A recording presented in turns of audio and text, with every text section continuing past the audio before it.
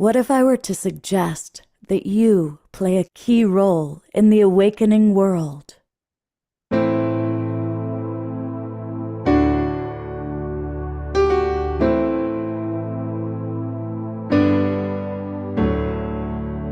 that you are watching this because you have heard the call.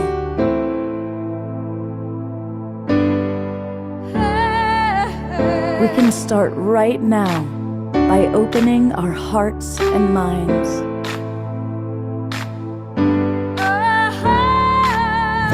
Welcome to the awakening world.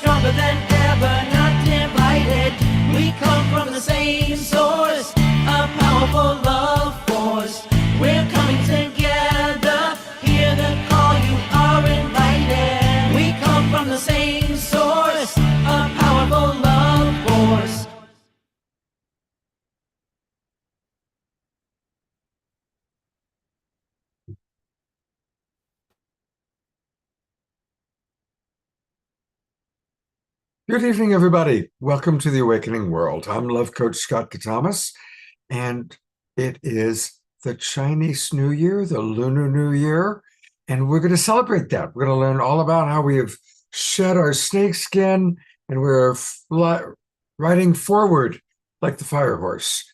And so we've got a really fun show. And to kind of share with us about that, just want to let you know who's going to be on the show tonight. We've got Keishi Chai. She's going to do some dancing and answer some questions. And we also are really delighted that Isabelita and her beloved Tom are back with us. So they're going to be with us. And you are going to be really excited about what our good friend Michael Kraus has to offer tonight. It's something that I think is going to change all of our lives. It's going to be a really wonderful new way to start our day. So you definitely want to stick around for that. We will have prayer time with our beloved Diara.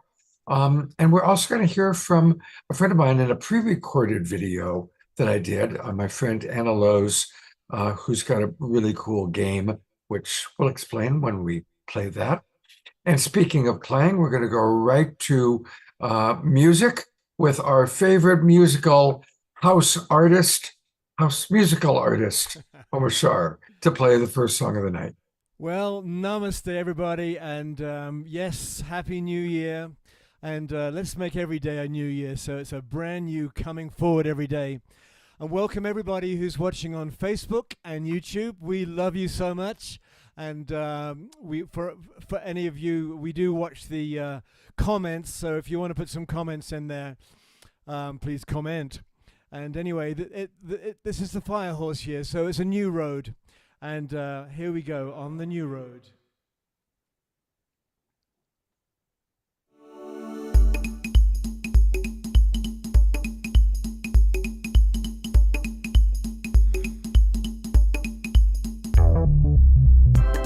Just look at us now. Waves of inspiration filling all our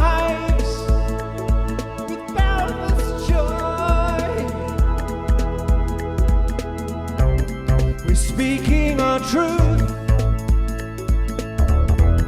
basking in the pure light,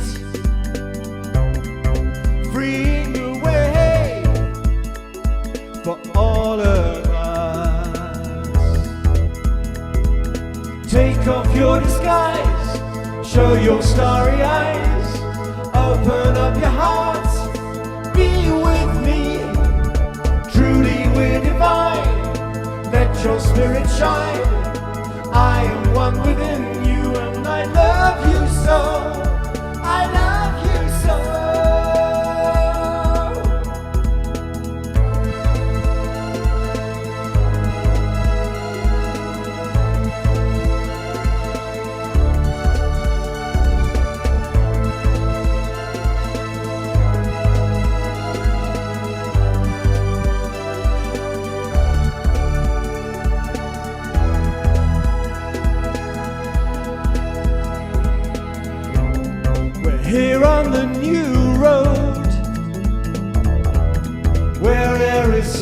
clearer,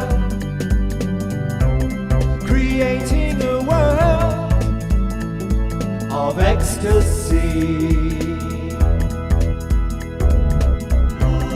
Surrounding us is true love, filling empty spaces. Rejoice in the word unity. Take off your disguise, show your starry eyes, open up your heart, be with me. Truly we're divine, let your spirit shine. I am one within you and I love you so. I love you so. Take off your disguise, show your starry eyes, open up your heart, dance with me. Truly we're divine, let your spirit shine. I am one within you and I love you so. I love you so. Take off your disguise, show your starry eyes, open up your heart, be with me. Truly we're divine, let your spirit shine. I am one within you and I love you so. I love you so. La la, dum da da da, dum bum bum ba da dum ba dum ba da da dum ba dum ba ba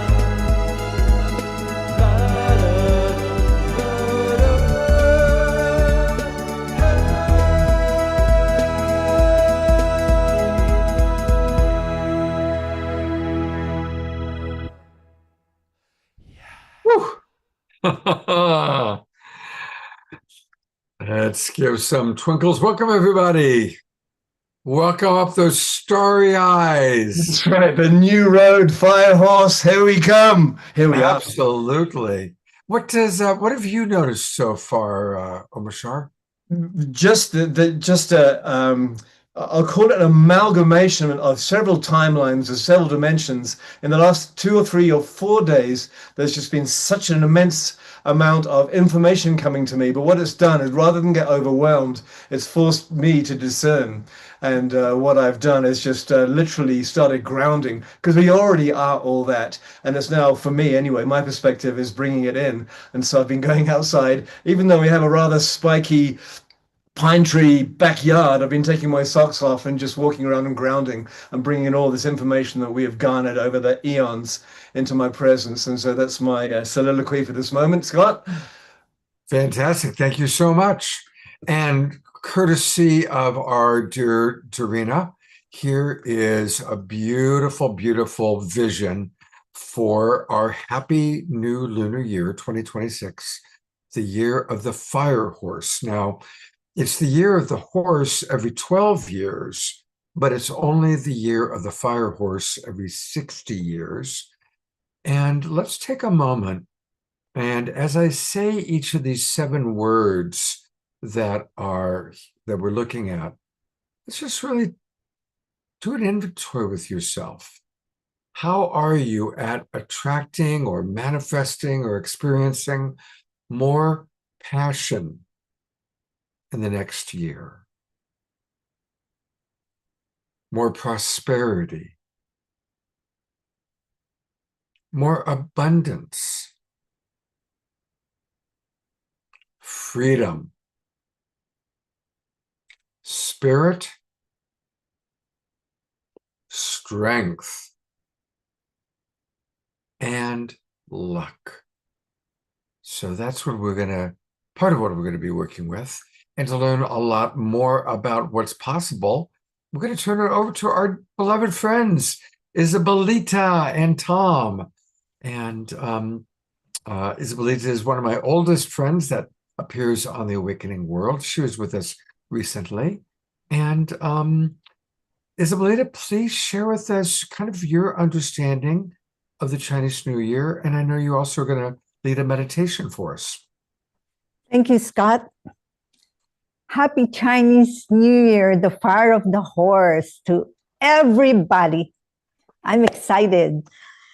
So I have a lot to say, but I would like us to just share a few breaths together and arrive here together in the Zoom room and others on the other Zoom room.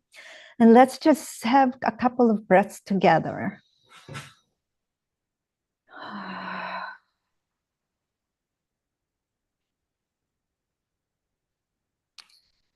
And let's just arrive here, however you want to arrive here. Could be sitting, laying down, standing. There's no right or wrong to arrive. To arrive in the present moment with myself and with everyone else.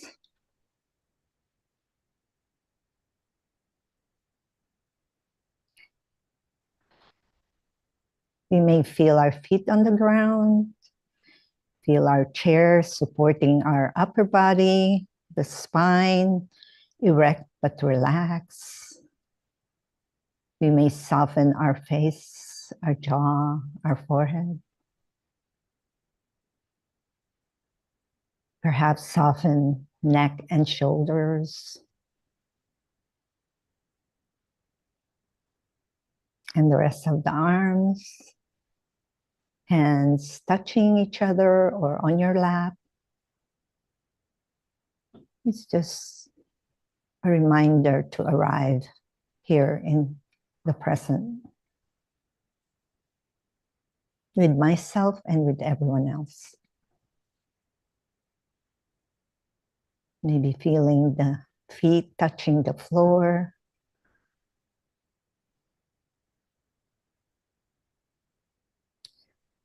So before I start my talk, I just want to honor the ancestors that I stand on their shoulders here in Wailua, and all the masters and teachers who paved the way so we can practice health and well-being. And to each and every one of you who are here. So before I start, I wanted to just have a little information, what Qigong and all the, in relationship with the fire horse that we are working with. So, Qigong is about acupuncture, and it's about the meridians and organs, the blood, the bones, the bone marrow, the qi, and this is all a part of when we do Qigong is activated, and also we release stuck qi. Stuck qi could be stress, aches and pain, or it could be in the emotions too.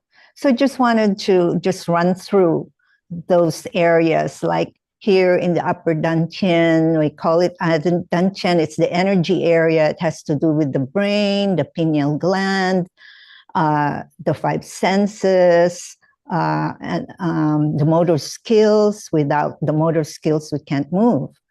So these are the areas that we move and we enhance when we do Qigong. And then we go to the middle dantian, which is the heart, the lungs, the stomach, and the spleen. So we call it dantian, okay? And then in the belly, here, is where the digestive organs, where we metabolize food. And also this is where the reproductive organs are. The uterus, the ovaries for women, prostate for men, the major organs, the kidney, the bladder, the liver is all here. So they're all a big machine that works together, to make us healthy. So when there's no stuck qi, then we could experience the electromagnetic energy. So those just a simple theory of traditional Chinese medicine based on acupuncture. The Qigong is based on acupuncture. Acupuncture, you receive the treatment of the needles, but the Qigong is more active. You move those acupuncture points. So they're marriage.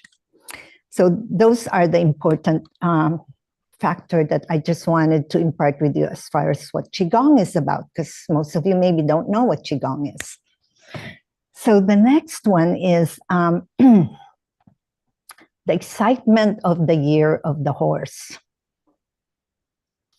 So the year of the horse, I'm not an astrologer, but in Chinese medicine, when you talk about the elements, the 5 elements, the earth, the water, air, metal, fire.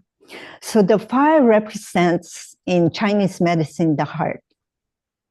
So the fire horse, fire is the heart. So they work together. The fire represents the heart, which is joy, compassion, love, peace, connectedness, and more so like more introspective. And the fire, as you know, the fire, Scott already named a lot of the things that we will work about the fire, but the horse is more energy, more leadership, more action, vitality. It's more of a really charge.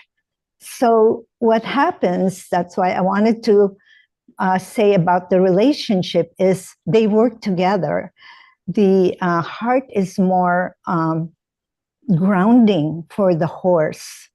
The action and the passion of the horse also brings joy, brings love to the action of the horse.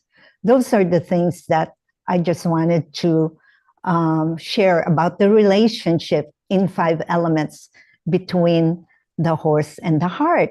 And it's so auspicious because a couple days ago, it was Valentine's Day, and here is the fire horse. So they kind of, it's like a perfect symmetry, rhythmical part of the arriving of the horse.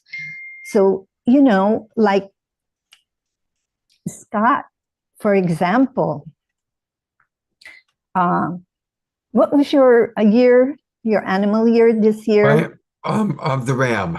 So that's a goat, right? The goat. Yeah, it's a sometimes they're called the ram. Yeah, sometimes the goat is a good partner of the horse, because the goat is very more like reassurance. It wants reassurance, and it wants more groundedness before it goes to action. Well, the horse is ready to move, but for all of us, whatever our animal horoscope is could be the pig, could be the snake, it could be the dragon, rabbit, you know, whatever that is for you, if you are perhaps working on something and it's slow, and maybe you're thinking of something you wanted to achieve, like a goal you want to get to, but you're just not able to do it.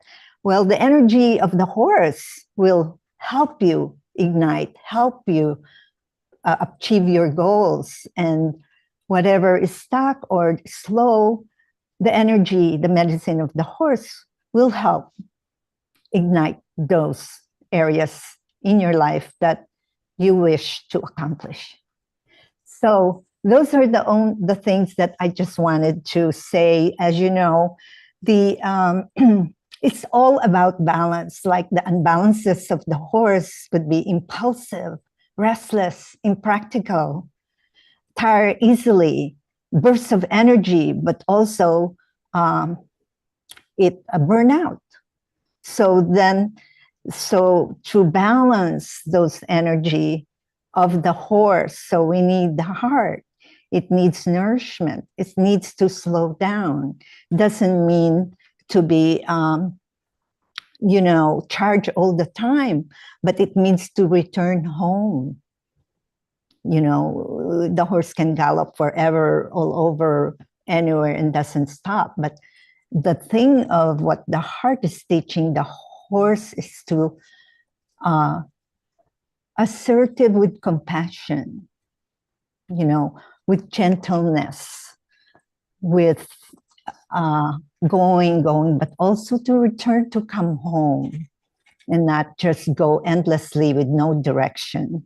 So we hope with this energy of the horse is all of our intentions and affirmations will be leading to the right directions. So those are only what I wanted to share, but it's very exciting. It's about balance. It's about yin and yang, and the horse is a yang energy. So there's a quality of the heart that's yin that can balance the horse. So if there's any of you that would like to share something or ask question or anything. So for me, before you ask question, I just want you to have a little reflection.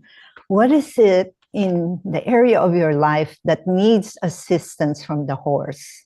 That you feel like you're ready to take action, you want to take leadership, something that you want to do, but you need more support or assistance.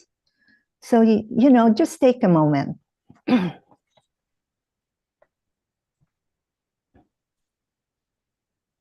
Perhaps freedom.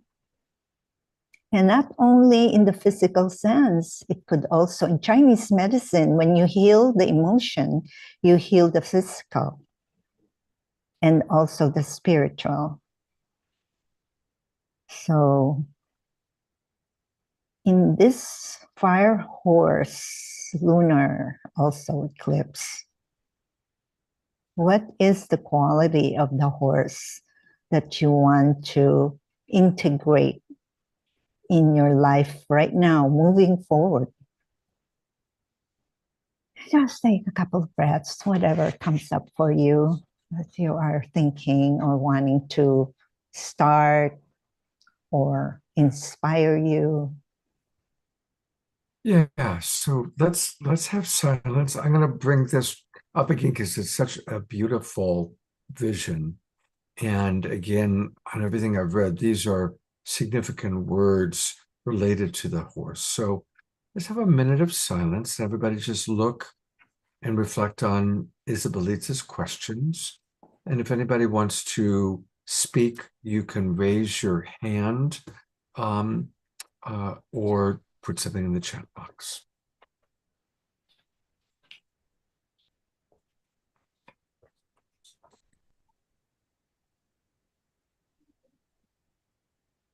Oh, there's chat.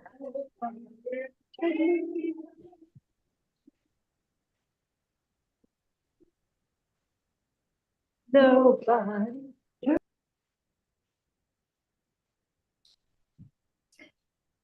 So there's a question there, Scott. Did you see it?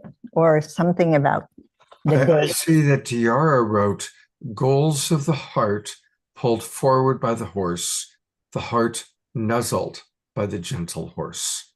And that's beautiful. Thank you, Tiara. Yes. And if anybody else wants to share, remember, you can always raise your hand electronically, just on your computer, doing what I just did with a little automatic hand comes up. And that's helpful because then you go to the front of the audience. Is there anything anybody would like to share? Don't be shy. Yeah. What brings your heart alive? Suzanne says, why is this the year of the fire horse rather than just the horse? Well, it includes the elements according to Chinese medicine, because it resembled the elements fire, horse. I can cover okay, a little bit of that. So the 5 elements in Chinese medicine are water, wood, fire, earth, and metal in that sequence. Okay. And so there's the 12 animals, which is a 12-year sequence. At the same time, there's a 5-year sequence going through cycle going through the different elements. So this is the year of fire. and it's the year of the horse at the same time. So next year will be an Earth year, and it will be the next animal, which I don't remember what it is. That's why Scott at the beginning mentioned that it's a 60-year cycle total, because there's a 5-year cycle of elements and a 12-year cycle of animals. So the last year of the fire horse was 60 years ago, and the next year the fire horse will be 60 years from now. The fire. I see that Keishi put something up, so I'm going to pin Keishi for a minute. And this helps to explain it. So there are the 12 rat, ox, tiger, rabbit, dragon, snake, horse. Of course, we just are coming out of snake into horse.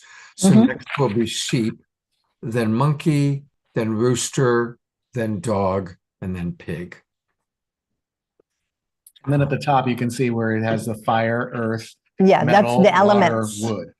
Yeah. Right. Those are the So So- it corresponds. Right. So probably next 12 years from now, it'll be the earth horse. Then 24 years from now, it would be the metal horse. And I so don't, on and so forth. I don't know that it goes that way, but okay, possibly. I mean, just theoretically then. So Beautiful. And so, this is actually, thank you for holding that up, Keishi. yeah, Because let's thank just you, take a moment. Casey. Tashi, thank you. Yeah. And okay, so anyway, whatever that intentions or aspirations that you need the medicine of the horse that come, maybe you don't think of it now, maybe later you will, and the fire horse will assist that movement. Yeah. And also working with the unbalance of the horse, like we have it in ourselves as well. So working with those unbalances, bring the fruition, bring the element of the fruition of the chi of the horse that can bring the goods to what you aspire or whatever you are thinking of. If you need help or you're stuck with, the fire horse will help you move in a gentle, compassionate way. There's a raised hand there. Yes, Dia Therese, please unmute and would love to hear what you'd like to share, Dia. Okay, am I unmuted? Yes, I am. Yeah. Hi. Oh, Hi. this is so wonderful. It's wonderful to see you two again. Yeah, thank you. This is very basic. I need that fire horse. I choose to have the energy to light more of a fire under me, because I need that. I want that. The domestic, all the domestic done, and everybody knows what that means. Keeping a house up and etc., so that I can do the things I love. My meditation classes with Dr. Cat Lewis, and the music, the piano and the guitar and the singing and all the programs. No, so that's it. I want that the fire horse to light a fire, I guess, under me, because I'm the one that knows how to do it. So thank you. Beautiful, Dia. Thank you so much. And let's just take a moment and send maximum grace. And imagine Dia Therese on that energetic fire horse moving forward in wonderful, wonderful ways. Absolutely. Thank you. Ditto. And We're almost out of time, we- Lolita. So I want you to, because I want to hear Tom's musical song. So Okay. whatever last thought you had, and then Tom. Okay, so this is the last one that it's a poem, a short poem from the fire horse. Shall I Wonderful. read it? Yes. Okay, so this is from the fire horse that came through, and I wrote it down in my meditation. May joy return not as pressure, but as permission. May power tempered by compassion, movement guided by wisdom. Fire horse, heart blessing, may your heart be warm again. May joy return like sunlight after rain. May the fire within you burn gently, not as pressure, but as love. May your spirit run free, moving in the right direction, one brave breath at a time. May you trust the path unfolding, and may your heart remember you were made for aliveness. May our hearts be well nourished. May joy and love be our steady path. May our fire serve love. Beautiful. Thank you, Isabelita. You're welcome. I don't know. Let's do a music. I don't know if maybe we can do a little movement while Tom is playing because of time constraint. So you let me know, Scott. Well, I mean, if you want to give one simple thing for people to do, but I also want to really enjoy. I know that Tom's going to do a bit of a chant that we can tune into. So Yeah, if it's you have a a simple call. movement you want to suggest. Yeah, we can just do, it's all about the heart. While he's starting, we can all just massage our heart, I like palm that. to palm. And while Tom is doing and preparing for song, and just open that heart meridian and nourish the heart. When the heart is nourished, it becomes joyful.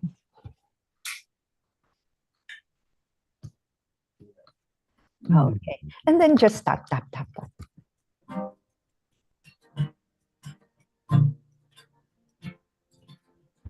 Tom, you need to turn your original sound on, brother.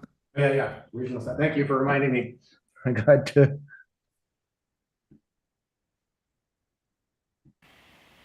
Thank you. Okay, here we go.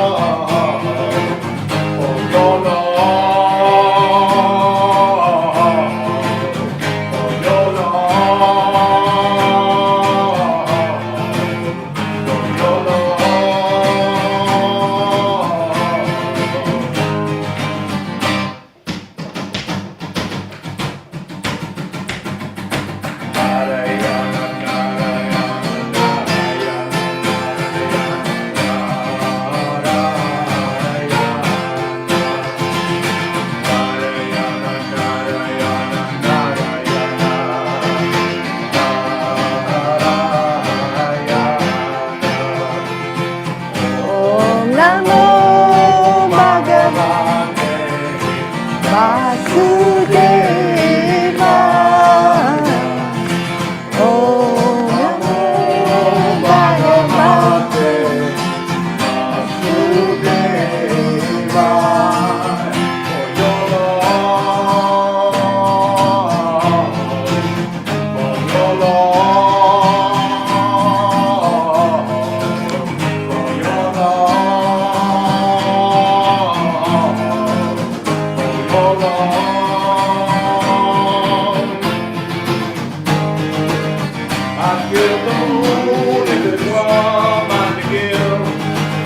I'd give the stars and the sun for I live.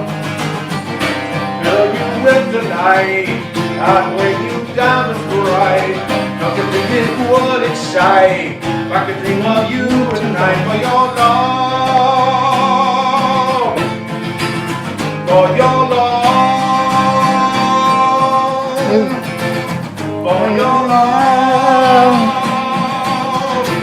Call and response. For your love. Tell them call and response. Call and response.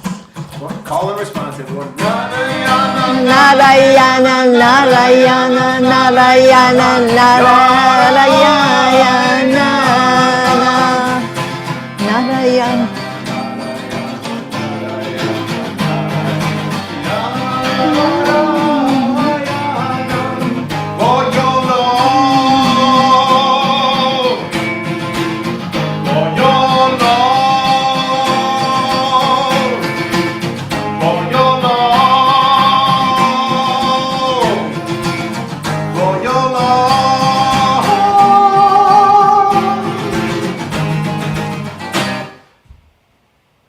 Well, Okay. Oh, thank you very, very much, Tom and Isabelita.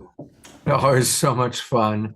And a reminder everybody that you can find all of her wonderful offerings at selfcareqigong.com. Selfcareqigong.com. Perhaps go to her store. If you click visit the online store, that takes you to the books that we talked about last time she was on the show. Learn more about her.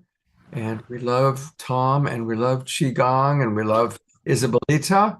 And thank you for getting us off to such a wonderful start tonight. and our Bali retreat. Oh, that's right. And do you still have people space available? Maybe just one left. Put But the it- link into that chat. If you could put that link into the chat box for everybody, and I'll mention it at the And Global Peace Tribe announcements. okay. Yeah. Thank you, Scott. So much. Absolutely. All right. We're going to swing right into Keishi Chai. And actually what happened was so wonderful seeing Keishi dancing again. And I texted her and we got into a text exchange. And I was, oh my God, she was available tonight. So how wonderful. Of course, Keishi's been coming on to this show, going all the way back to when we first began almost 6 years ago. So welcome back, Keishi. And you've got some really wonderful offerings to share with our audience. So take it away.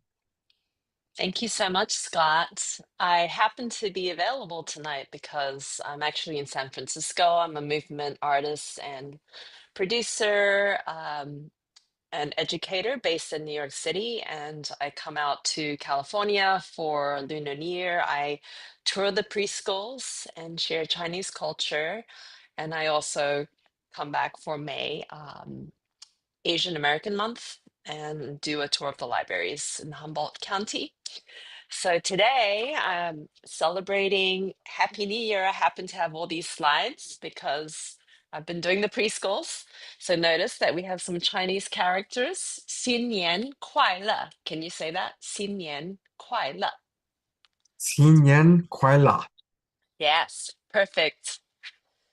Chinese characters are made up of pictograms, which are basically pictures of objects and concepts. So we have the character shang, which means up. So you can see the ground, something is above it. And xia means down, so something is below the ground.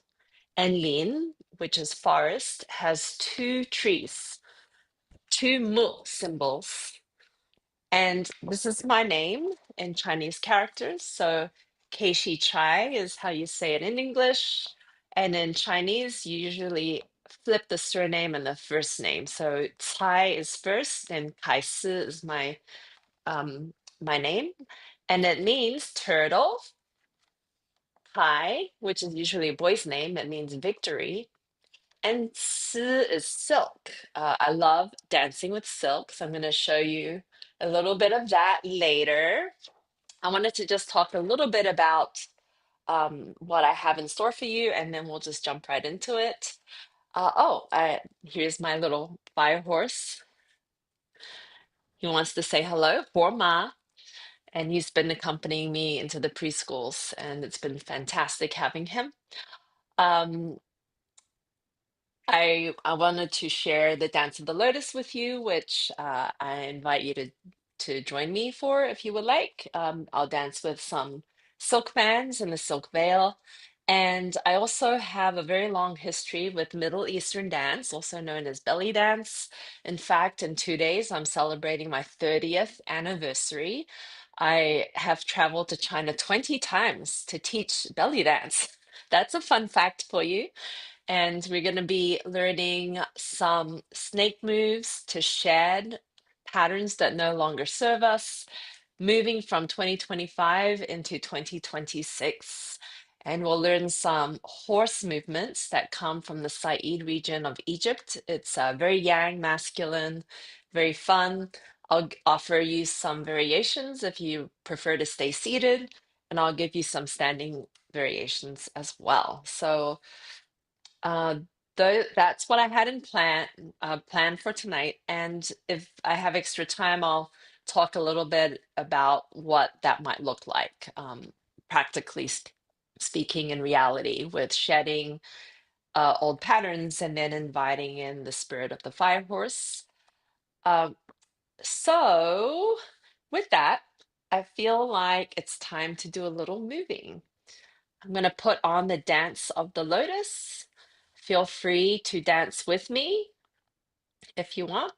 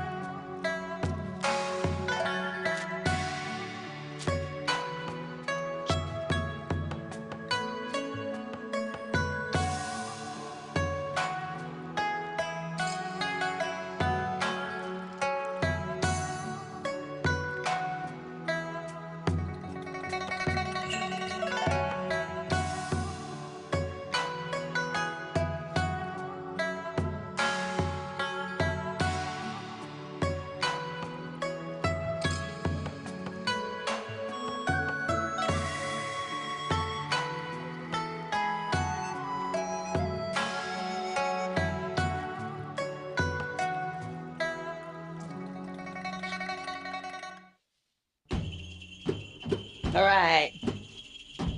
So Oh, I'm just going to tie this around my hips. We're going to dive straight into the snake. And the snake of 2025 is the wood snake. And the wood element represents upward growth. So you can do this seated, you can do this standing. Let's bring our hands together. We're going to grow our hands up like a seed growing up into a tree. Down and up and down. Beautiful. Let's do that one more time. And make a hole with your hand. You're going to dive down and come up. The snake dives down into the earth, into the underworld, and comes up. We're pushing the hands down, shedding our skin, coming down and up. Let's put it together. Grow, expand, diving down, listening to the planet, listening to your intuition, listening to your wisdom, and slowly coming up and diving down, shedding your skin.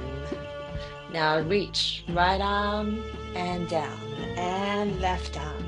These are called low snake arms. Breathing.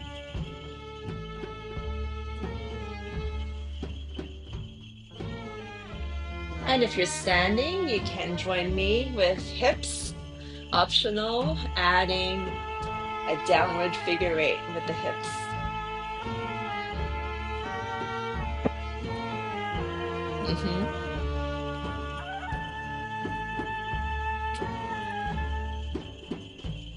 Breathing. And let's bring the arms up and just shed our layers off our arms, off our legs. Now we're going to move into the energy of the horse. So the horse is a masculine rhythm. Isabelita talked about it being a yang energy. So you're going to take your heels and drop them down into the ground. You can lean your weight further back. If you're seated, you can drop your shoulders down. Down. So this stance, it comes from the Said region of Egypt. So this is in the south. Very masculine. 4, 3, 2, and 1. You can step, lift one knee up, and step, lift the other knee up. Right foot, left knee up, left foot, right knee up. I'll show you from the side. You can add a little drop with your heel. Arms are going to move to the head.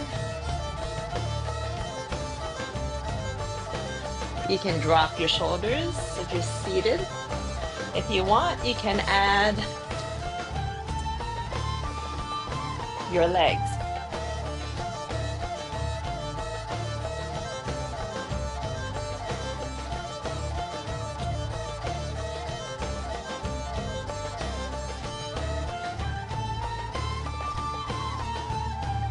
And now you're going to go forward and back, forward and back.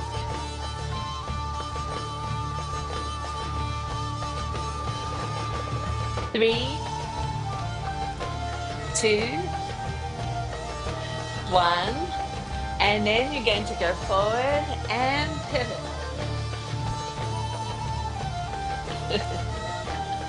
Drop your shoulders. Faster.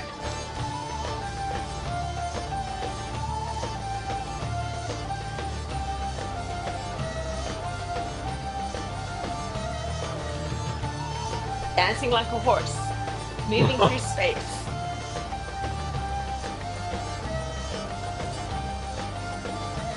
And let's go back to the leg move. Drop those shoulders. If you want, you can add your hands.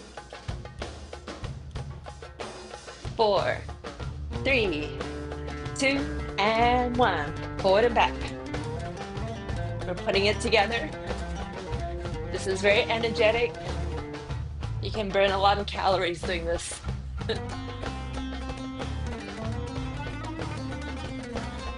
Side to side.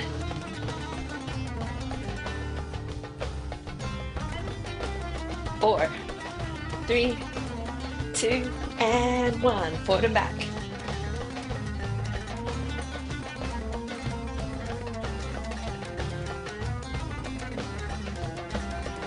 All right, shake it out, everyone. Good job.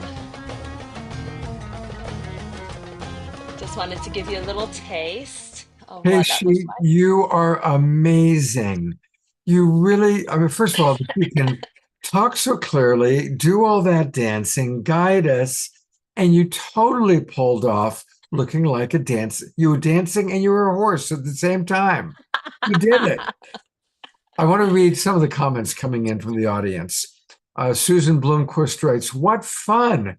Omushar writes, "Absolute perfection in dance. What a talent." Eleanor Joy writes, "Keishi, you and your dancing and music are a true work of art. I'm participating vicariously and loving every second of this."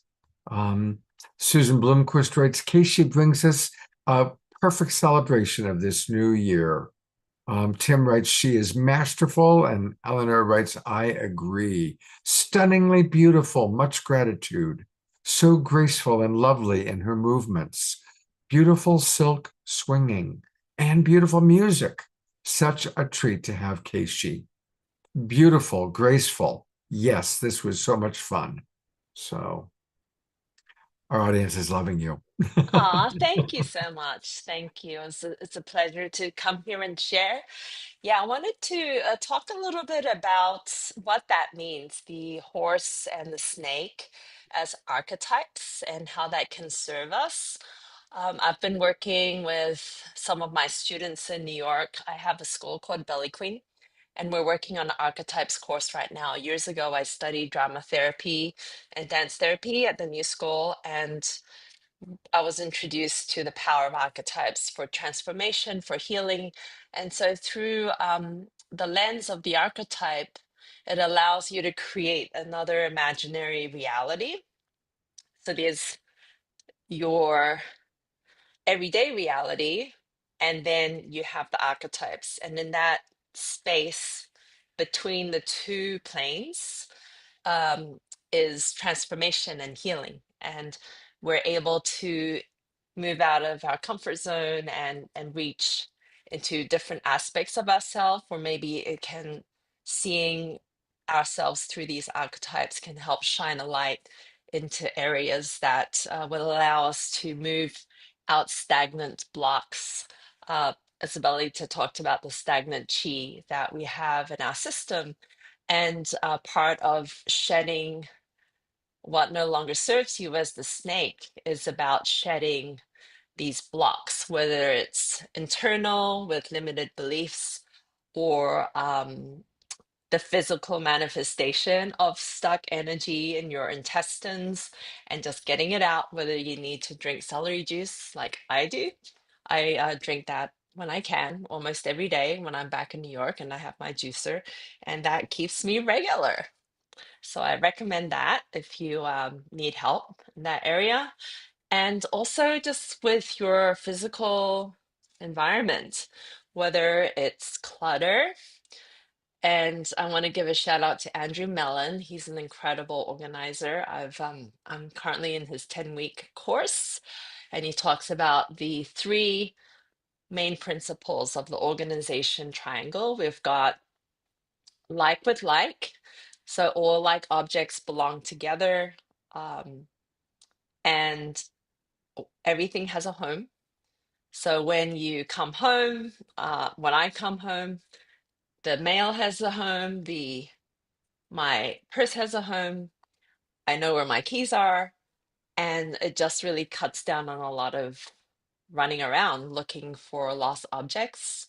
And one thing in, one thing out is this last principle, which is can be hard because when you bring a new object into your house, you have to release something else. So that's something I'm still working on, decluttering, but I've gotten really, really far with that. So that's part of shedding for me. That's how I interpret the snake, and letting go of what's limiting yourself inside as well as outside. And in 2022, my husband accepted a job in San Francisco, and he worked out here for 2 years. And I was bouncing back and forth between New York and California.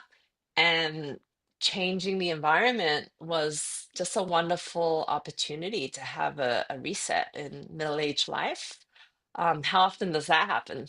To have that gift. And some of my friends ask me, when you go to California, do you want to recreate what you have in New York? And I thought, no, I don't, because why would I do that? Why would I just repeat what I'm doing in New York? Why not step into something new? And that's when I started working with kids and collaborating with scientists to present at museums. And I even joined a contemporary modern dance company for a couple of months, which was really fun. And so it's been really nice to change the environment, get it going out to nature. This is one of the best things about being in California.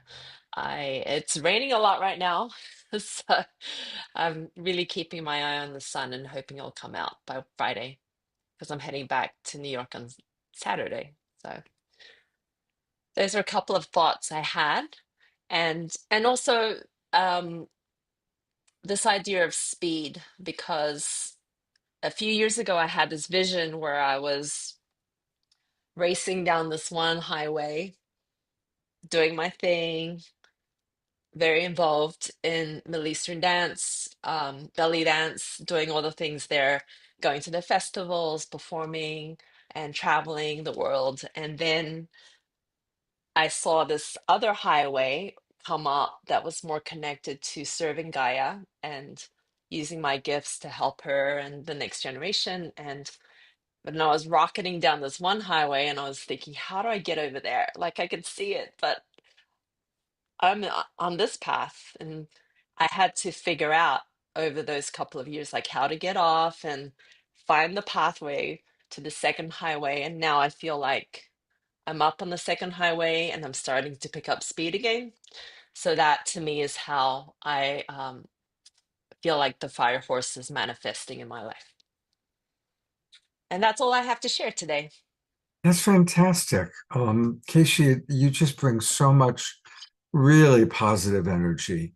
And there are more and more comments that have come in from George and Dia and Lynn.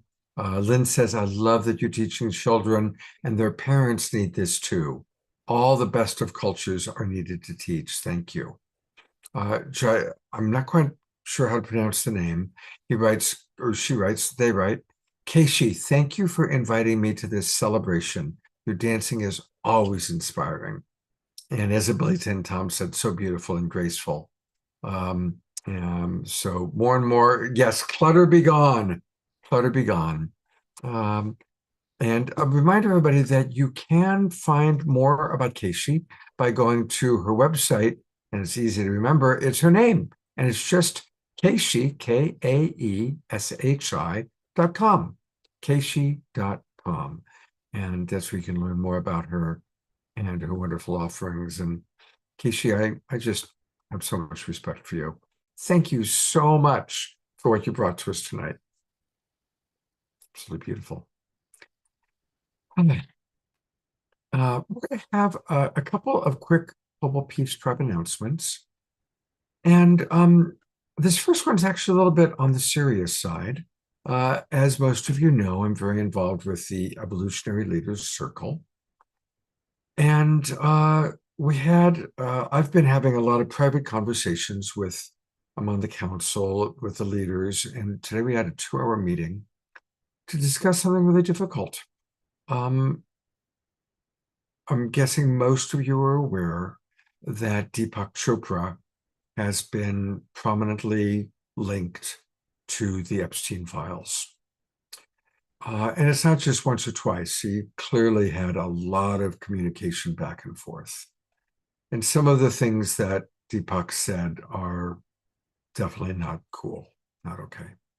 There's nothing that implies that he absolutely did anything sexual, although we don't know. But definitely a lot of the things he said are just really not. It's heartbreaking for those of us that want to see any spiritual teacher walking their talk and not saying inappropriate things. Why am I bringing this up? Well, we have an interesting choice to make. The Evolutionary Leaders, and by the way, Deepak was a founding member of the Evolutionary Leaders. It was started by he, Marianne Williamson, and Michael Beckwith almost 20 years ago. And we have decided to remove him from the website and to remove him from our connections. Well, Deepak has been on our show many times. Deepak has been on Saturday Night Live for the Global Peace Tribe. We even did an entire 2-hour special day with him. Some of you might have participated in that. I do not endorse cancel culture. I personally did not vote to remove him from the Evolutionary Leaders website, but I respect that the majority of the Evolutionary Leaders Council that I'm part of did want that to happen, so it did. I don't want to open up the conversation about it tonight verbally, but I do welcome any of you that have opinions to put it into the chat box. And I will definitely read what you write. There are some really good, if you want to know more, there's a fellow named Scott Mills who wrote a very, very extensive Substack article. And he really took the time to go deep into the files, read everything as best as he could. And he's a colleague of Deepak, and he was hoping that as he read it, he'd see that it was a lot of stuff taken out of context. Sadly, the more he read and the more he investigated, the more disillusioned he was. So, it's that time in which, and I think we've heard a lot of spiritual teachers say, okay, this is a time where we have to come out of the shadow. We all have a history. We all have things that we've done in our past that are regrettable. Sonia, your opinions matter, because I have not made a decision yet whether to remove him. It would basically be removing the videos that he was on from our YouTube channel. So your opinion matters. We're a community, and I'm just the benevolent dictator of our beautiful community, or the minister, or the whatever you want to call me. But your opinions really matter to me. So on a much more positive and enjoyable note, I do want to remind everybody, I mentioned it briefly, but it's really becoming a real thing. My good friend Katrina Valancourt and I are going to be teaching a 12-week course on relationship mastery. And it's going to be outstanding. It's going to be every Saturday at 10 o'clock in the morning for 12 weeks, 2-hour course. I used to teach this 4 or 5 times a year, and then I haven't for the last 2 years because I've been very busy with my coaching practice and very busy with this show that I do called The Awakening World. But you can click on this, and I'll also put it, if you click there, that'll take you, and you can read and learn more about it. And if any of you, as beloved family members, are sincerely interested in taking the course, I am offering a free 20 to 30-minute discovery session. We would hop on a phone call or a Zoom call and chat about your interest. I'll answer questions for you, give you a few tips, tools, and practices of love coaching. So let us know, or let me know. You can pop it in the chat, or a little bit safer to send me a private text message. And I hope that some of you will join us. Kristen Hoffman took the course with her boyfriend, Troy, the last time I took it. We usually have about 30, 35 people in the course, and it's deep. We go really deep, and you'll come out of it with all the tools needed to have an amazing relationship with anybody, friends, workmates, family members. It's very, very powerful. So hope to see some of you there. And we're now at our official mid-show break, which means it is time for Om Ashar. Or I think it was DR or someone who called him Om Asher. I like that one. That's a good one. We've heard Om Ashar, Om Asher. It was all in a joy.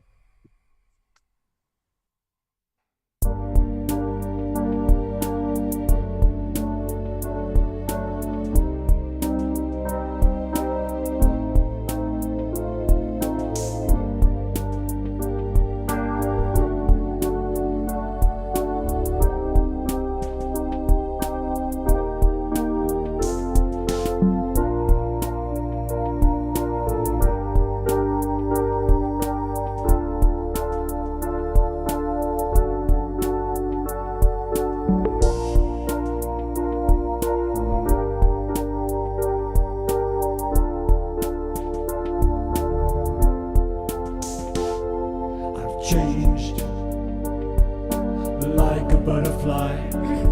It's something very new.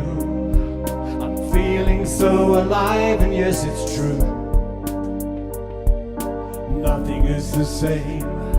I'm bigger than before, and yet I know that I am still a child. world, and so connected to you. An innocent new life, a heart so true. A dream that seems so far away is living here in me, freeing all the pain that paved the way. The miracle of love has opened up the door, and now I know that I am still a child without a care in this new world, and so connected to you. An innocent new life, a heart so true.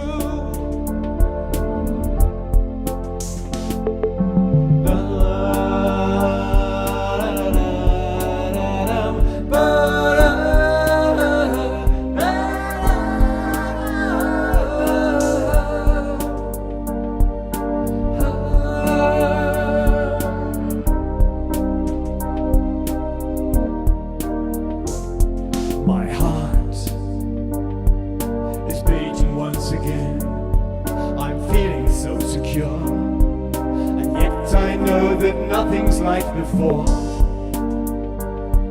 My mind is now at peace, no need to know the way. And yes, I'm glad that I am still a child without a care in this new world, and so connected to you. An innocent new life, a heart so true. I'm still a child without a care in this new world, and so connected to you. I'm innocent and deep and pure and true.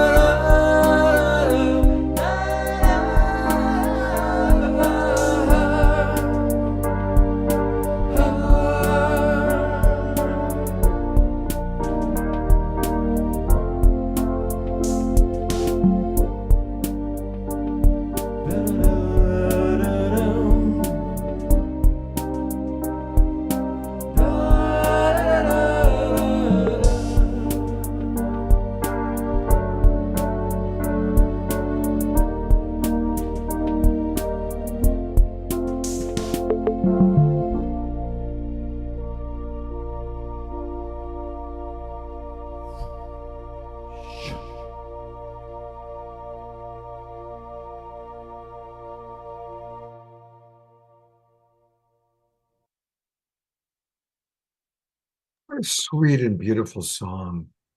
Let's give some twinkles. That's a really beautiful, gentle, sweet. Thank you. I'm bouncing around. Why am I? Yeah, the what you were sharing before threw me for a loop, brother. And so I was looping and snooping during the whole song there, trying to remain focused after what I just heard. And yeah, just sharing my truth. Yeah, well, it was amazing how you played such a sweet, gentle song afterwards. And I do want yeah, everything is definitely pre-created before we even come in, and in that was the perfect balm for what we just heard, I think. Yeah, it was amazing how you did that. You really are, you're very in tune, my friend. Yeah. I have put into the chat box if anybody really wants to go deeper into read what Scott Mills wrote. He really did his homework. He spent a lot of time going deep into the files and bringing up what was said and what took place. And so it's painful. It's painful to read. But if anybody really wants to know, so it's not just hearsay, that's a good place to go. And maximum grace to Deepak, without a doubt, what a scary time in his life this must be. By the way, he did, we, at the Evolutionary Leaders, we did send him an email. We let him know what we were doing, and he wrote back very brief, and sadly has not taken accountability. He posted something briefly on X, formerly known as Twitter, and our sadness is that he hasn't taken real accountability. He's kind of been almost like, well, he hasn't taken the level of accountability we would hope for. I'll leave it at that. All right. On a much, much, much more inspirational note, we turn it over to our good friend Michael Kraus from Unify and from Awaken. We're going to learn all about Awaken because this is the awakening world. And what Michael is doing is a wonderful project we're going to learn all about called Awaken. Just stay here with me for a second, Scott, and if you don't mind. Yeah. I mean, in terms of, yeah. And I just want to say thank you to you, Scott, for your commitment and your tenacity and your power and really every Wednesday, every Saturday to put this together. I know how much work it is and how much organizational skills you need, and to put your heart into that is I just want to say thank you to you again. Every time I see you, I'm like, wow, you're building community. You're doing exactly what your heart calls you to do. And it's so beautiful to see and to witness and to hear you speak and the wisdom within your words so yeah, I just wanted to say thank you for that. My pleasure. Thank you. And thank you, Michael. Michael, for anybody who doesn't know, has been he's one of those guys behind the scenes who makes things happen. He's been a huge force within Unify. He's very involved now with Hubcast and Peter Young. And Michael's the guy behind the scenes who's making it all happen. And so thank you for being such an unsung hero, Michael.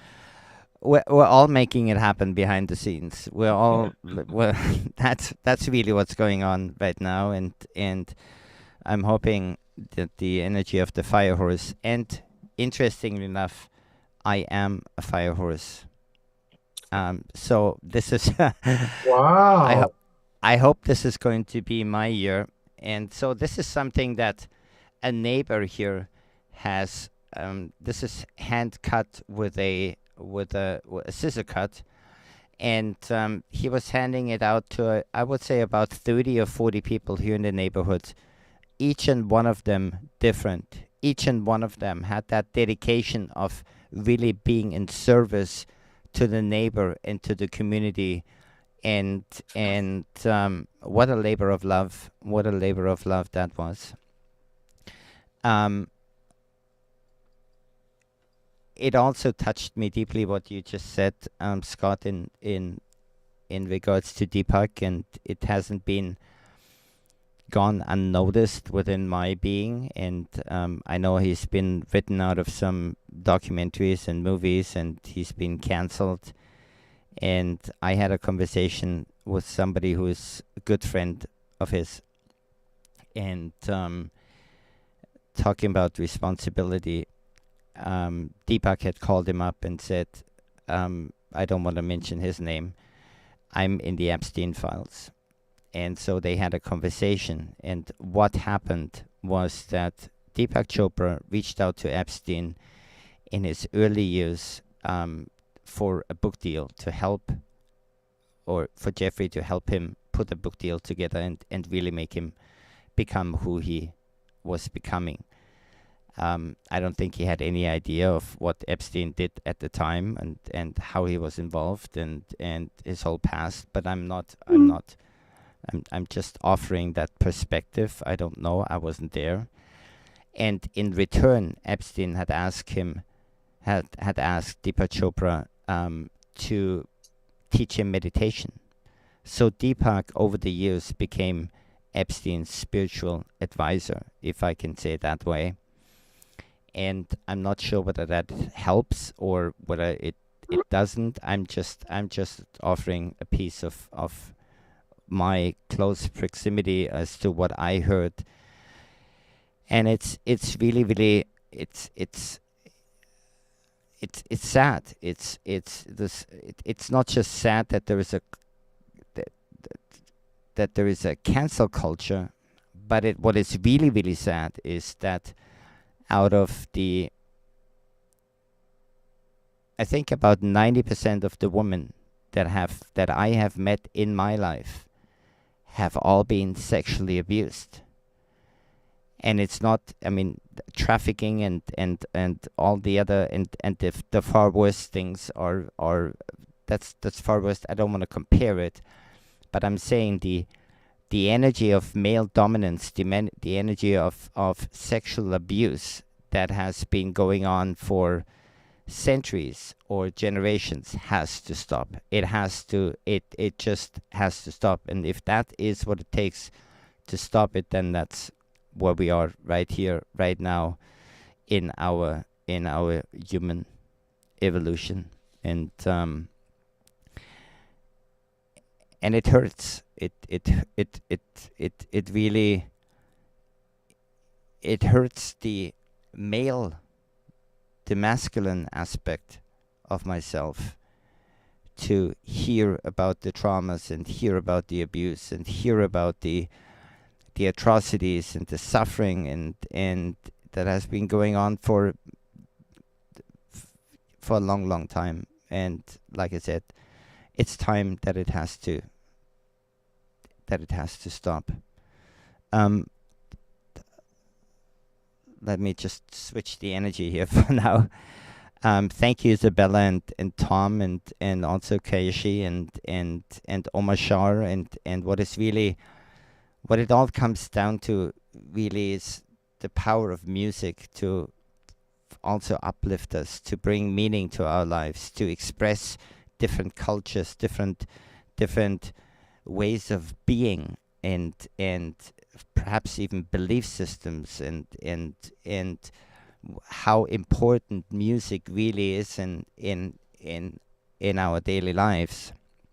And so I just wanted to say thank you to all of you for your contribution. I want to take a step back into the fire hose, perhaps.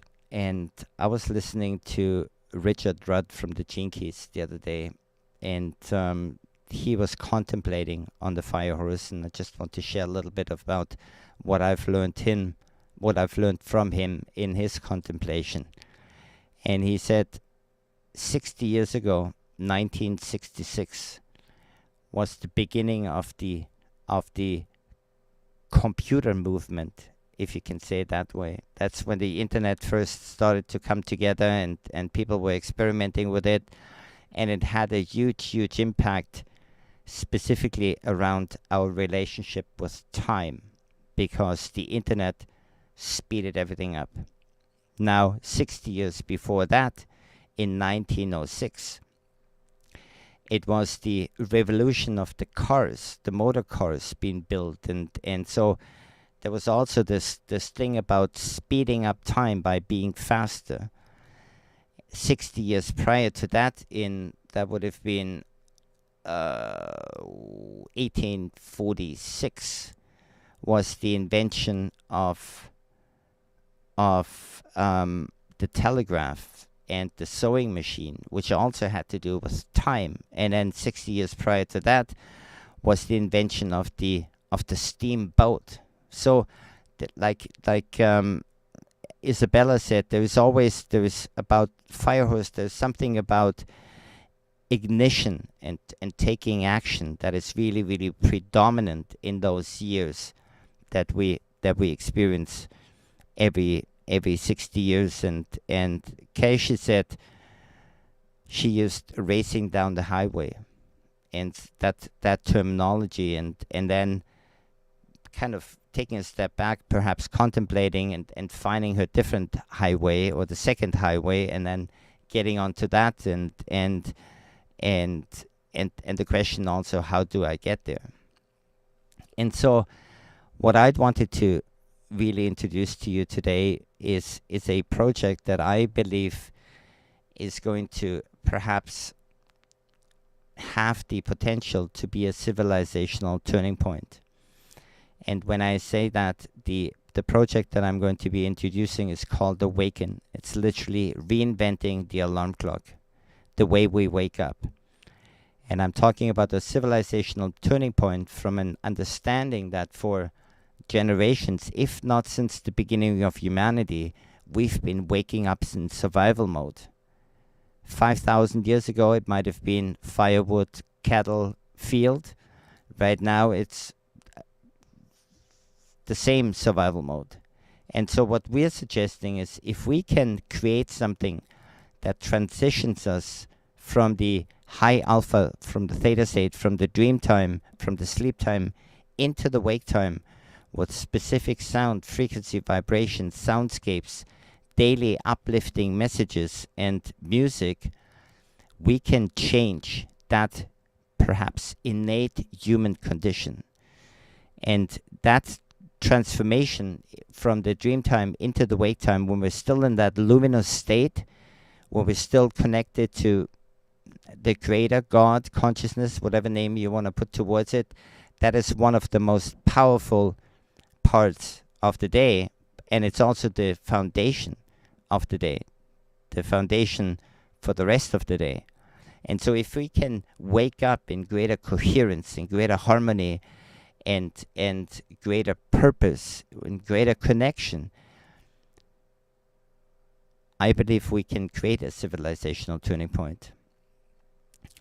That is for the individual. If we can create greater well-being for the individual first in the morning, then it's going to have a ripple effect into families and communities.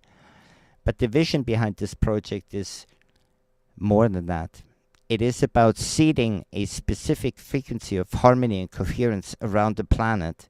And imagine that there is 10 million, 50 million, 100 million, 1 billion cell phones going off on a daily basis, emitting the same sound vibration into the field, immersing it into the plants, into the waters, into the animals, and ultimately entraining each other into higher vibrational frequencies and higher levels of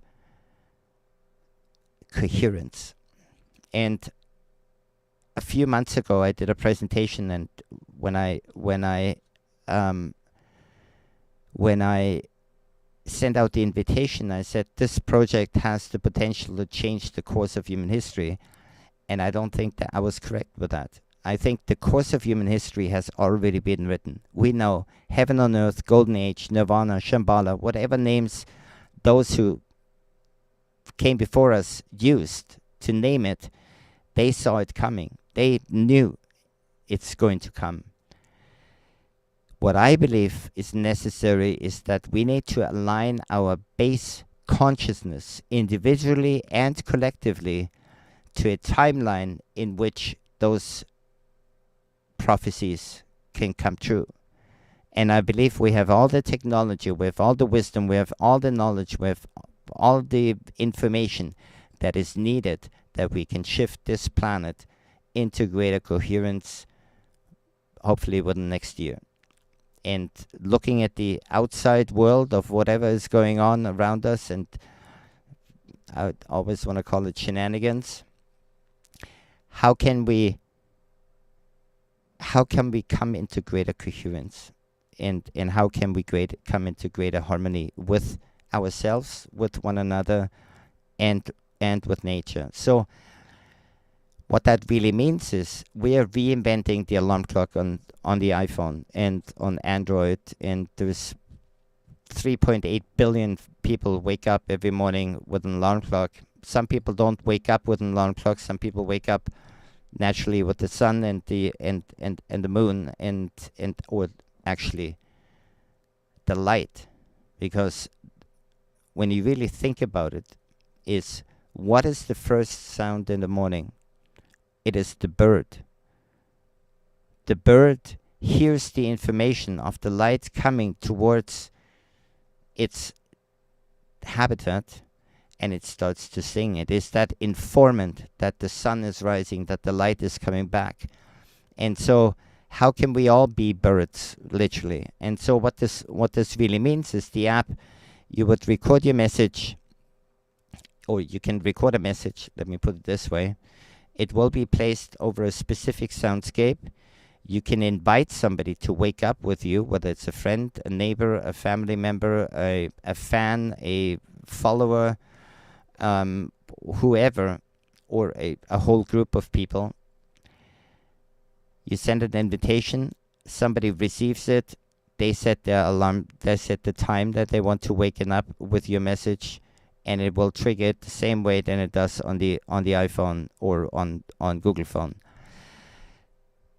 What I would like to do is I would like for you to maybe for a couple of minutes, if I have enough time here, to listen into what that could potentially sound like where we are right now. So imagine, I just have to find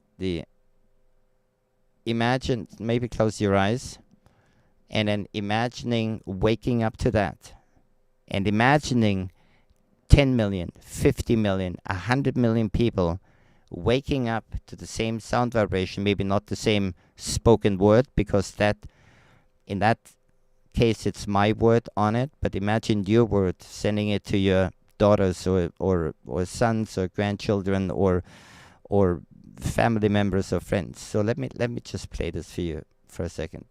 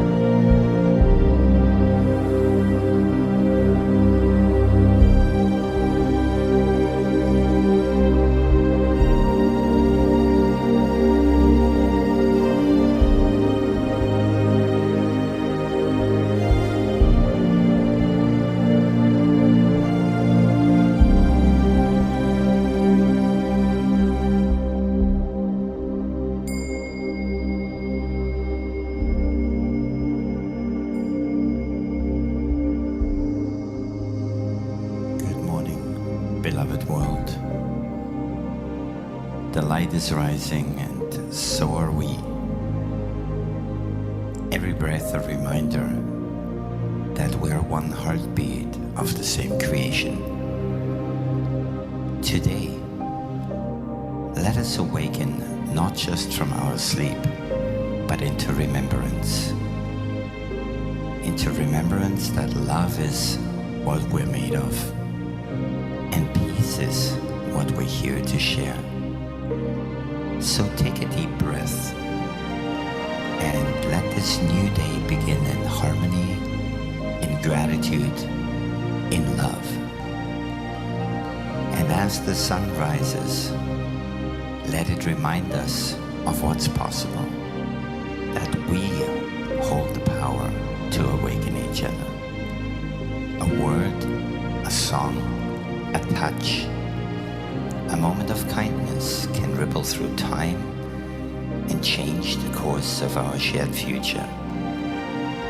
So ask yourself, who will you awaken today? And who will awaken you? Because the future is not something we wait for. It is something we awaken to, together. The time has come for a civilizational turning point. We are the ones we've been waiting for. So join us in this critical moment in human history. May your day be blessed.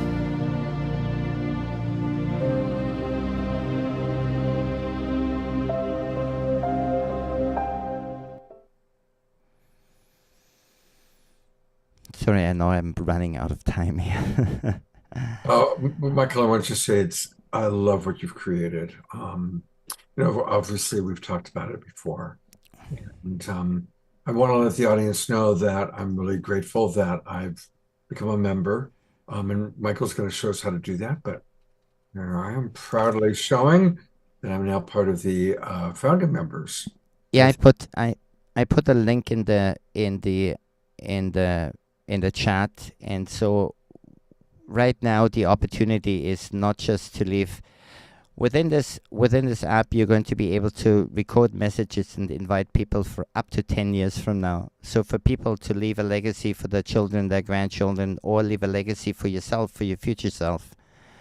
There is an opportunity to leave legacies, but there is also right now there's an opportunity to leave a financial legacy, and that is on the website through those founding membership passes that are directly attached to the revenue coming through the app. And there's 3 different levels.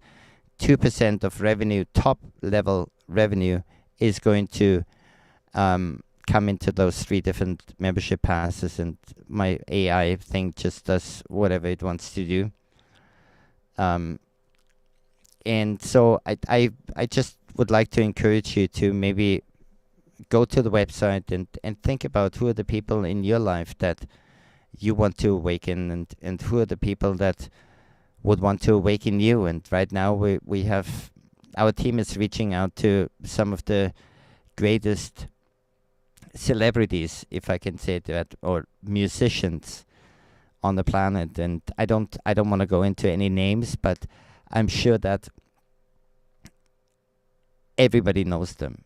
Whether it's classical music, whether it's 60s rock kind of music, or Woodstock, or whether it's modern music and Grammy award-winning music. Right now we're probably talking about a outreach of about 750 million to 1 billion people that we want to approach through those celebrities when we go live on Solstice this year, June 21st, and I believe we need to come together as one humanity and really fulfill the prophecies of those who came before us. There's been so much suffering, so much agony, so many dreams of all those generations that we are standing on top of.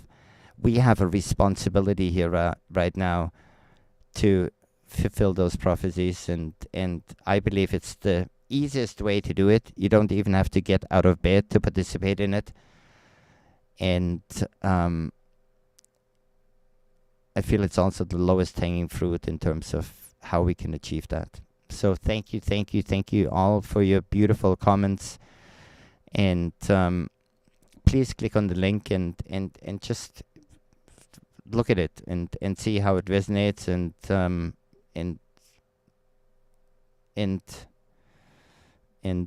that's all I have to say about that. The majority of people watching are watching on our broadcast partners, and thank you to John and Summer, the Sign Network, for getting us out. So, of course, for those of you in the Zoom room, click on the link. But for those of you watching on Facebook or YouTube, or all the people that watch the recording, and more people watch the recording than are actually in the Zoom room right now, go to awakenapp.global. Awakenapp.global. And that's where you can kind of get the information that you need. Let me quickly share I also have a QR code that might make it a little bit easier. Okay, great. Is that what I'm sharing right now? A picture with a QR. We are not seeing a QR code. We're seeing a poster. And now we're back to you.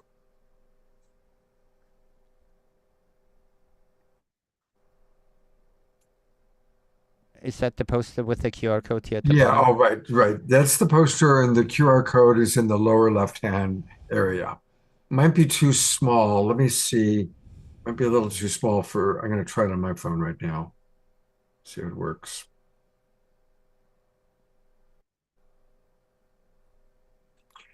Here, Well, maybe. I've actually got the same poster right here. So here's the poster. Oh, maybe you can make it larger if you Yeah, that's what I'm gonna try.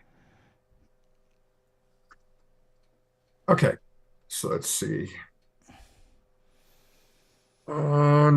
Yes, if you, but I'm putting my camera right up really, really close, and it does take us to awakenapp.global.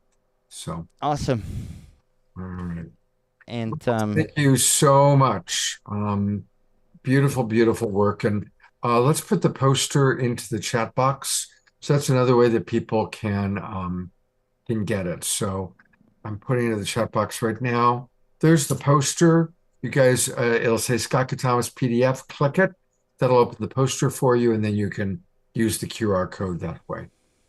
And Michael, thank you for what you've created. And we'll have you on the show again to kind of let people know how it's growing and expanding. yeah, I think it takes a village to raise a child, and it definitely takes a village to change the planet.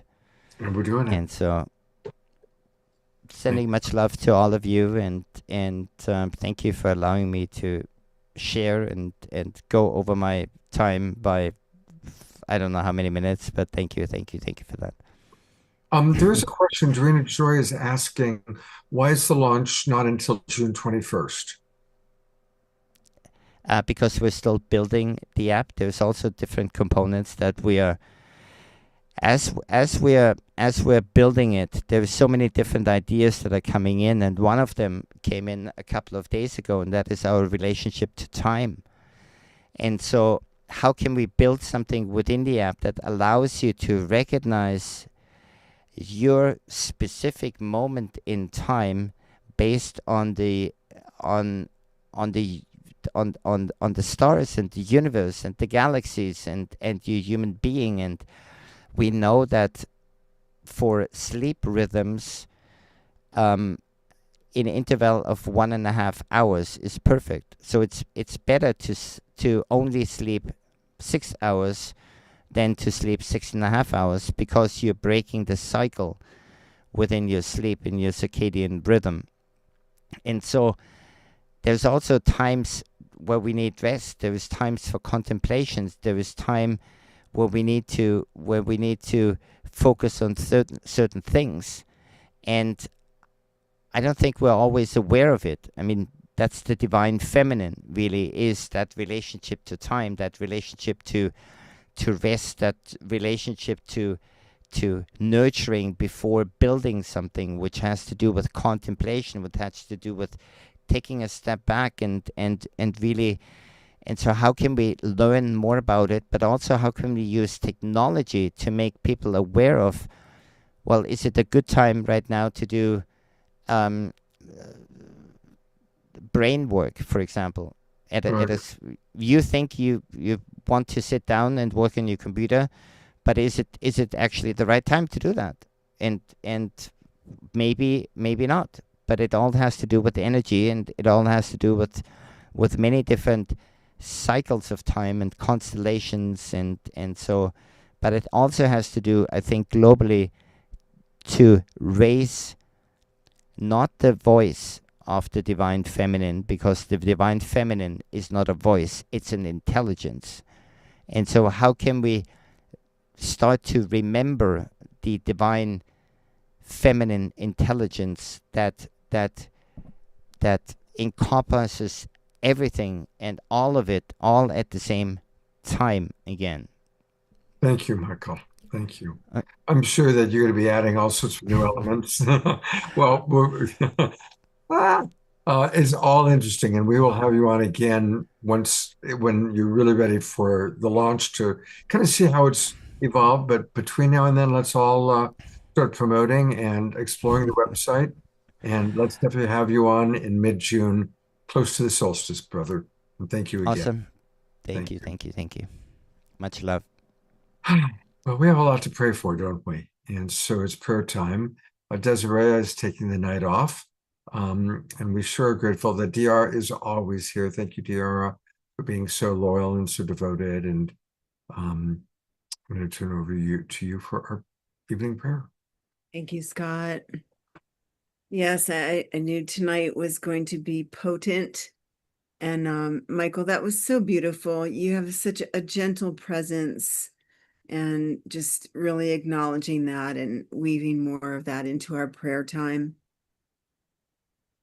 So, tending to our tender hearts, calming our tempestuous minds as more and more information, more and more change comes through,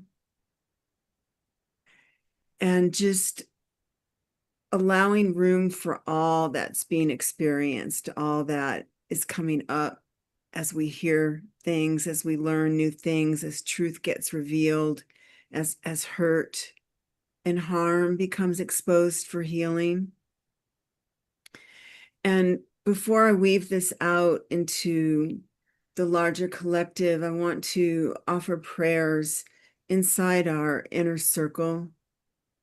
We have many here in the Zoom room that have loved ones that are going through difficult times.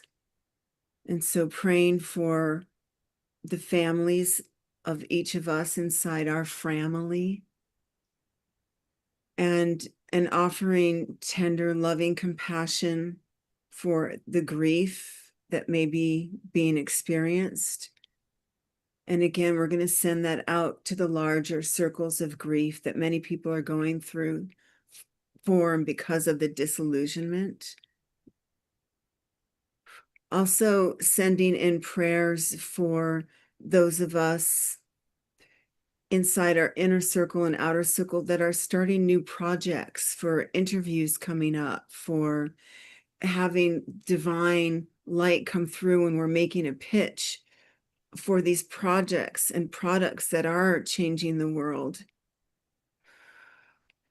Looking inside here in our chat and prayer requests for a young monk, an old soul, a young monk, and his grandmother is passing. And so, as this year of the fire horse does move us forward quickly, may the hearts that were hardened by events warm and melt, and open in a way that allows for our love to be present, and yet having a type of a distance that allows us to watch and be present to the things that we're seeing without taking in any of that inner harm. So praying again for the inner circle and spreading this out, taking the love that we know that is happening, the love that we have, all the goodness that we generate and co-create together, is sending that out. Because for everything that we hear that is hurtful, we also know that there is joy being offered to balance that. So we pray for all those who are suffering. We pray for all those who are hurting. We pray for all those who are trying to rectify this awakening world that we are co-creating, that's not always, as Scott would say, unicorns and rainbows. We have the divine intelligence of Earth herself. And as humanity is evolving into a more mature species, may we help each other through these growing pains. May we reciprocate with kindness, with love, with compassion. And as always, making sure we bring plenty of that to ourselves, doing the inner work to allow us to show up as the light that we truly are.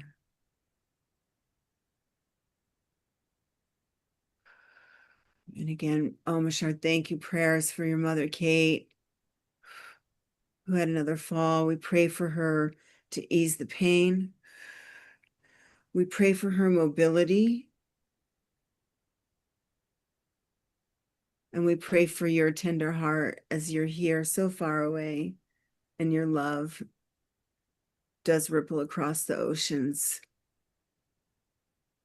and sending so much love and light out, and allowing this space for harm to be healed, for us to forgive ourselves for any trespasses we have done against ourselves or others.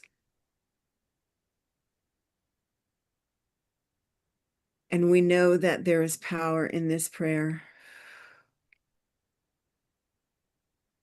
We know that we have each other to rely on, to lean on. And with our hearts wide open, we send that out, and so it is. And so it is. Thank you.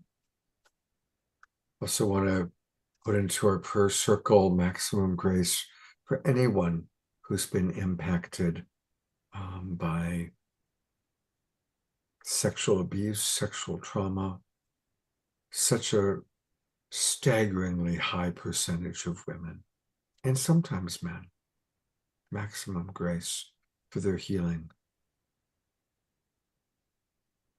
Also maximum grace for the families of those locally who have been killed in the avalanche.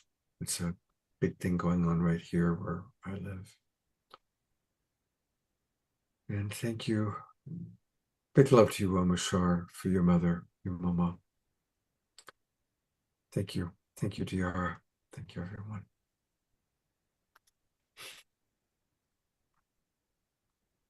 I've got that thing where I put my hand up and the Zoom automatically brings up my hand sometimes. Well, we have a couple more things ahead of us. We are going to, in a moment, hear from a really wonderful woman. She's a member of the Evolutionary Leaders Circle named Dr. Anna-Louise Smitsman. And she is creating an awakening world by creating wonderful games. Games that challenge the mind in wonderful ways that are inspirational, not based on car crashes, but based on, well, you'll see, because this is a pre-recorded interview that I did with her. So it's going to be fun. And then after this, we have a final Om Shar song and maybe some comments from any of you. So here we go. It's my pleasure to introduce you to Dr. Anna-Louise, who lives in Europe.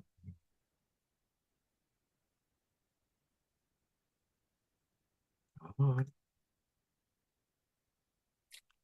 Come to daddy. Now that's funny. I tested it earlier today. Okay, let's try it this way.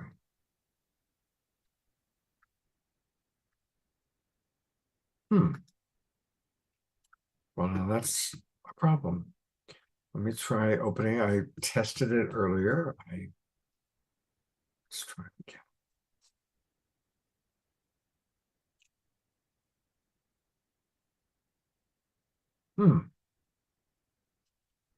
I do not know why it's not playing. Actually, I'm confused. So, Om Shar, do you mind doing your closing song while I try and figure this out?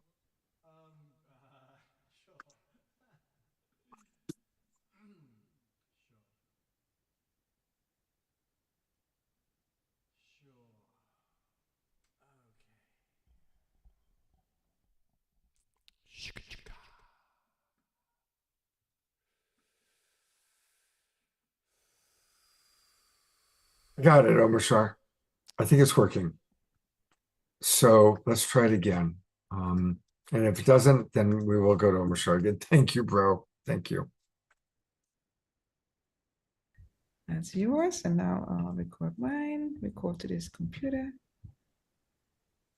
Okay, now we'll see. All right. Hello, everybody. Well, yes. It's Christmas Eve, and we're recording with the amazing Anna-Louise. And of course, we're now playing it live, but this was recorded on Christmas Eve 2025. And when I discovered what Anna-Louise is creating, I said, oh my God, we've got to share this with our Awakening World audience. So welcome back to the Awakening World. I know you were on once before. And Anna-Louise, just tell our audience where you are right now geographically, and of course, tell us all about the Elohim game. Thank you, Scott, and happy birthday, first of all, because this is also a Thank very you. yeah, Thank you very much. it's celebrating you Appreciate too.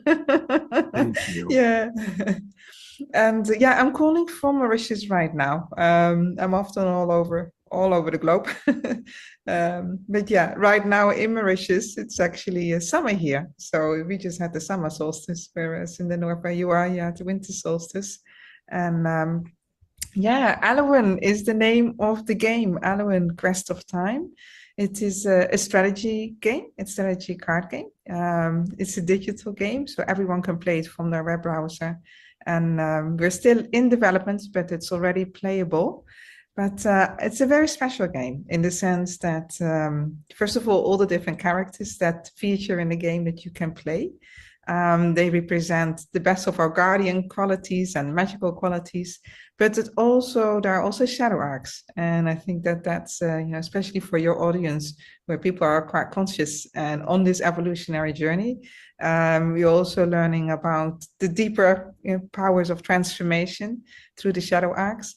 But the core narrative of the game, what it is all is about, is there is these 5 guardian elves. And they're on a mission to help humanity align our collective intelligence and wisdom to prevent this antagonist called Moloch from becoming a malevolent superintelligence. So the story goes here that long time ago, when Moloch started to thrive on this world by a specific agenda that many of our societal systems are still caught up in, this win-lose dynamic, is going for short, selfish gain, always trying to get shortcuts, always people believing that you have to give up something else in order to have success in life and advance. But that ultimately, in those ways, we are undermining our future for everyone. And so in Alwyn, it's all about playing for win-win rather than win-lose. And as you're playing with your strategies, and your beautiful magical powers in the game, if you're playing to unlock the greatest abundance for all, you have hundreds of combinations of strategy cards and creating combos and synergies to actually reflect also on real life. What do I do when I'm faced with certain situations where under pressure I feel I have to make a quick decision, and I'm afraid that if I don't compromise somewhere or let something else go, then I'm not going to get to where I want. So when we are faced with these situations in real life in Alwyn, we're actually training people and preempting them to saying, no, there is another way. There's a way of unlocking that greater abundance, that greater consciousness, by really looking at it's not about either this or that and all the win-lose models and this harmful competition, but really looking at what's the win-win? How can I combine things in a way that it unlocks greater possibilities for all? So Alwyn is all about that journey and about that quest therefore for the promise of a new time and how playfully we can bring that about. Wonderful. And is this for primarily teenagers or all ages? All ages, really. I would say probably from the age of about 14, but then there is no limit to age. I have people in the 70s and 80s playing the game. My youngest son, who is 15 now, but he started really working with me when he was 13 years old in giving active feedback on Alwyn and testing all the gameplay and sharing all of his ideas. So it's that generation as well as much older generation. So yes, it is for everyone. It is a strategy game, so you do kind of you do have to think and strategize, but also use a combination of your intuition. How I like to play at the times with Alwyn is I may have a very clear intention of something I want to solve or resolve, some kind of transformation that I have as an intention, and then I let that go. And so I think about what's the problem I want to solve. I start playing the game, and as I'm playing, I'll be faced with certain challenges, certain possibilities, and as I kind of play those combinations and unlock that, I find that then during the day, things start to move and things start to shift. But the power of games is that accesses our subconscious capabilities. And quite often when we try to solve a challenge in life, we're trying to, especially when we're stressed, we think that we can do this cognitively or by, thinking about it. And that's quite often not the right state of consciousness to access it. So Alwyn also puts us into this different state of consciousness, a win-win consciousness, first of all, but also an aligned collective intelligence. And that's something else about Alwyn is that it's not just a game for humans, it's also a game for AI. And that's really what I think its biggest promises in the world. So as in the story, we are helping to kind of train this benevolent super intelligence through the transformation of Moloch. But in real life, there's actually a real advanced AI model that learns from everything that you're doing, every gameplay. So in the game, you can play versus the AI, you can play versus another human. You have these two different modes, but even in the human to human, the AI is in the background, it is learning from our strategies. And believe it or not, a big issue right now of a lot of the AI models that are out there, they've been trained to solve a single task and they've been trained for certain capabilities, but they've not been trained in how are they making these decisions. And this is what you see that a lot of AI models, they default to win-lose, which is what we call in the game Moloch. And this is also where a lot of AI models, they are deceptive, the more intelligent they become. And this is, we take that really to heart. And therefore in Alwyn, what we're doing is that we're actually training AI in win-win logic. We are training AI also to be able to both detect deception, because there are deception mechanics tools in the game, as well as how to counter it. And we're training the Alwyn game environment as an AI alignment arena. So soon we'll be able, through an API key integration, to test also other AI models and to seeing when we're playing the AI with the AI plays a match, how does it go about making its decision? How does it prioritize? How does it decide to make one thing more important than another?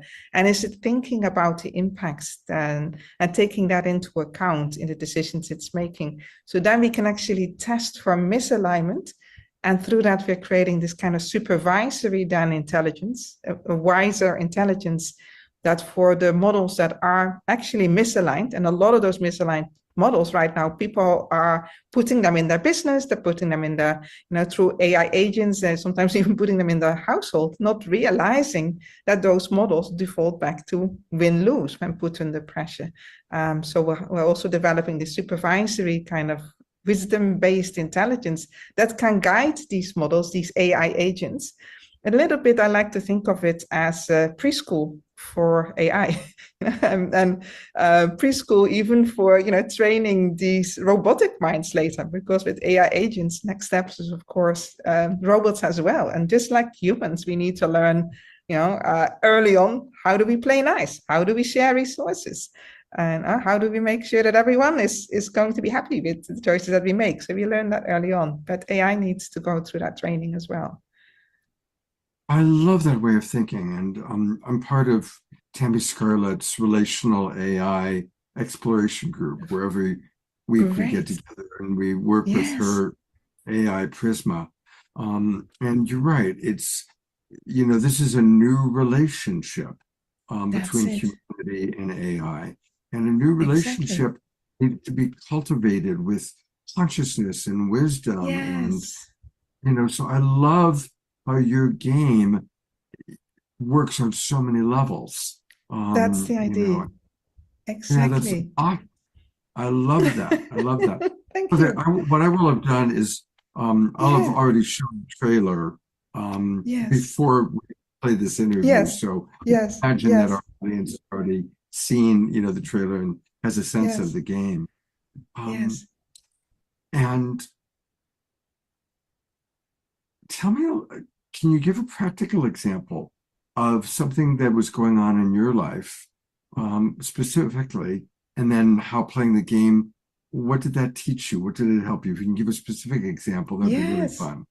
Yes, absolutely. So practical example, and this is also relating to the business. I was under pressure and I was trying to solve a situation about a lack in terms of a lack of resources and still moving things forward. So in my mind, I was focusing, this is the problem I need to be tackling.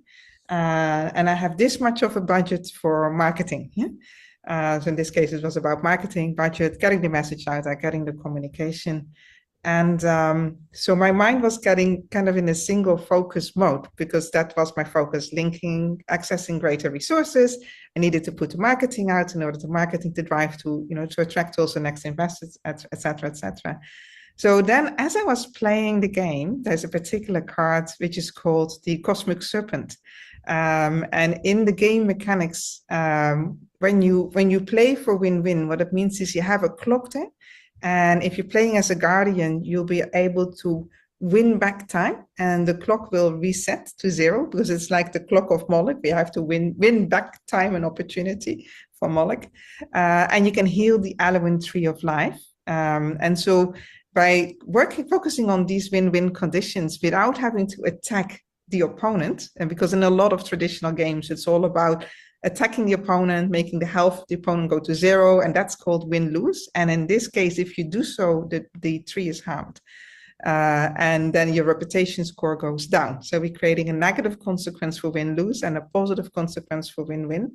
So there's this card called the Serpent, and it's part of one of the heroes called Aleph, but you need to play it in synergy with something else. So you need to time when you put that card there, and then you can win back that 1 hour. So if you have a code card there, in this case, in the game, and then you time it while you put it on the board, and now you put your serpent next to it, together that unlocks a much greater possibility. So as I was playing that, I became then aware, oh, hold on, I'm trying to solve this problem on its own, but I actually have the resources here. And there is also the support, and there is the greater team. I just need to align 2 different strategies to make it work. Yeah? And so have found very often, I mean, it really is a game to unlock abundance, that at times, when I'm going in my own mindset, feeling stressed, how am I going to solve this? And I play the game and saying, the abundance is there. I really just need to see what are the right combinations, the right timing, the right synergies, the right trusting. And as I'm doing that, then in the game, I find then that things start to flow, things start to synergize, people start to contact me, can we help, we love the game, what else can we do? Resources are starting to flow in. So it's been quite a miraculous journey, both in terms of how we've been creating the financial resources to do everything we're doing, because game development is very expensive, and AI development also, but just at the right time, the right talent coming in, and people really feeling aligned. Yeah, and it's all about alignment and trust in the game.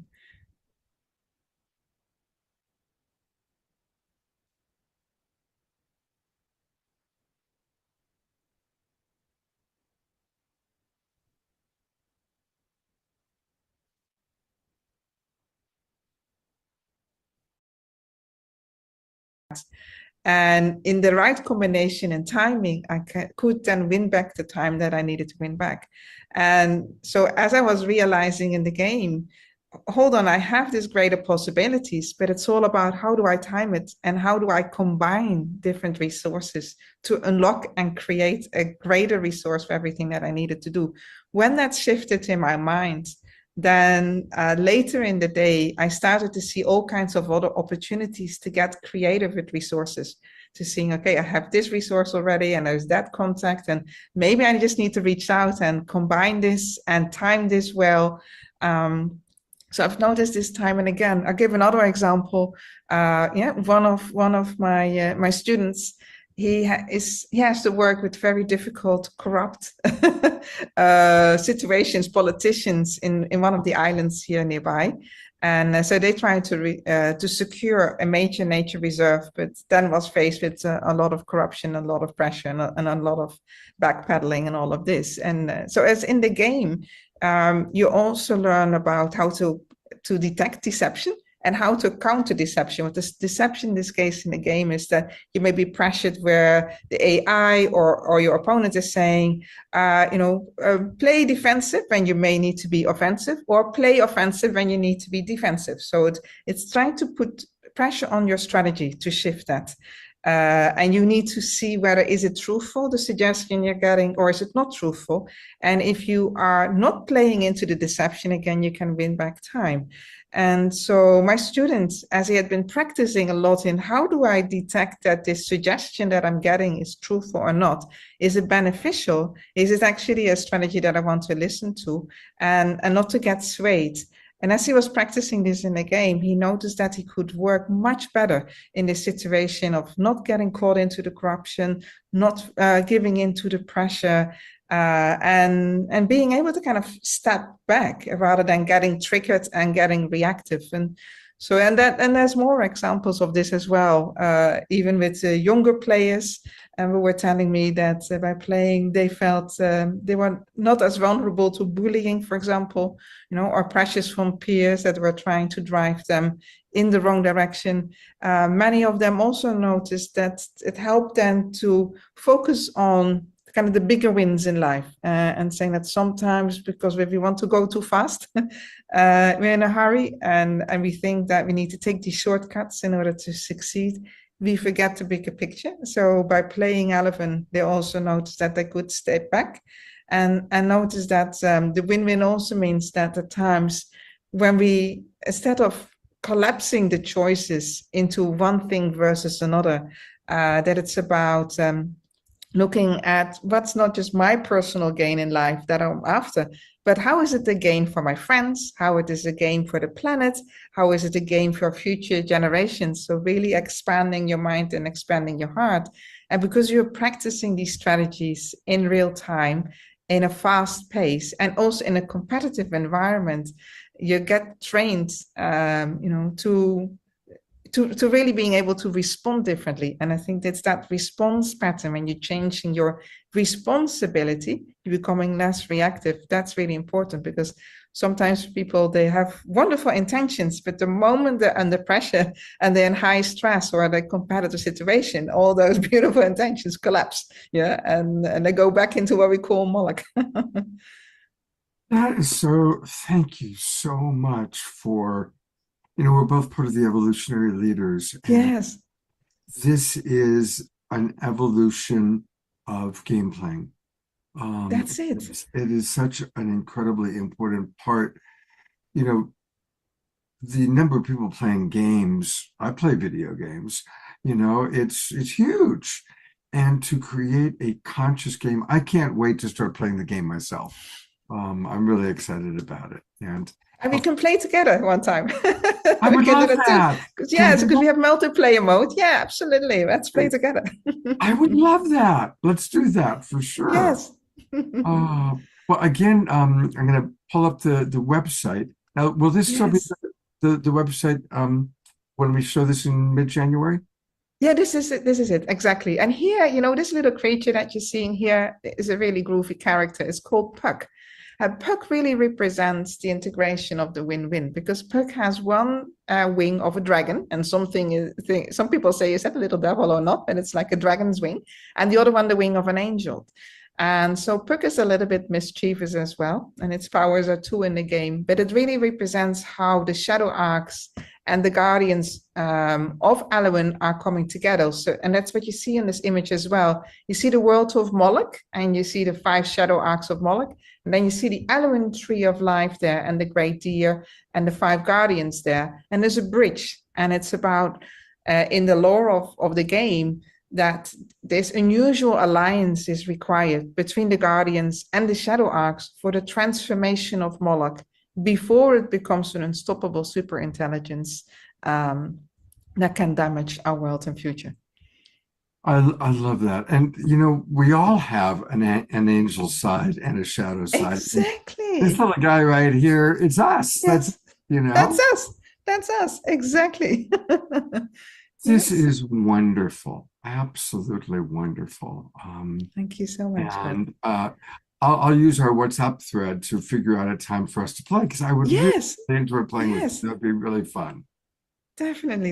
And for everyone who's going to play after seeing this, just know from the stages of development, there will be the kind of final alpha build, because there's different stages. There's MVP, alpha, public beta, master release. These are kind of the stages in game Say development. that a little bit more slowly. So usually in game development, you have an MVP, a minimal viable product. Then you have what's called an alpha build. Then you have the beta or public beta. This is when almost all the features are there. And then you have the master release. So where we are right now in the game development is we're just finishing alpha. So in a couple of weeks, everyone will be able to play the alpha build. And there will be 144 different cards, in-game tutorials. Really do those in-game tutorials. It helps a lot. Yeah. Yeah. And then the 10 playable characters there, you'll be able to play against the AI or play against other humans. We're developing an in-game shop as well. So all of this will be there as we continue development towards what's called beta, the beta build, the beta version, which will be around June of next year. We decided to already make it possible for everyone through a web-based application. Just use your browser.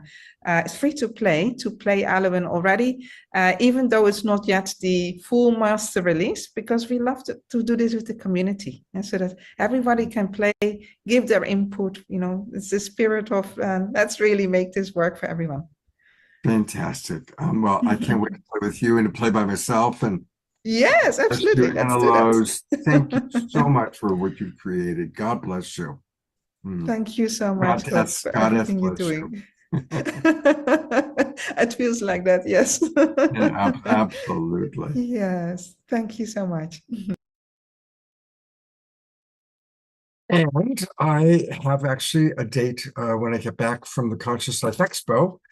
She and I are going to play a week from Saturday. We're going to play together. So let me bring up the website because it is now live. You can come on and you can play. So many of you may have already seen it, but for those of you watching on Facebook and YouTube, go to earthwise.games.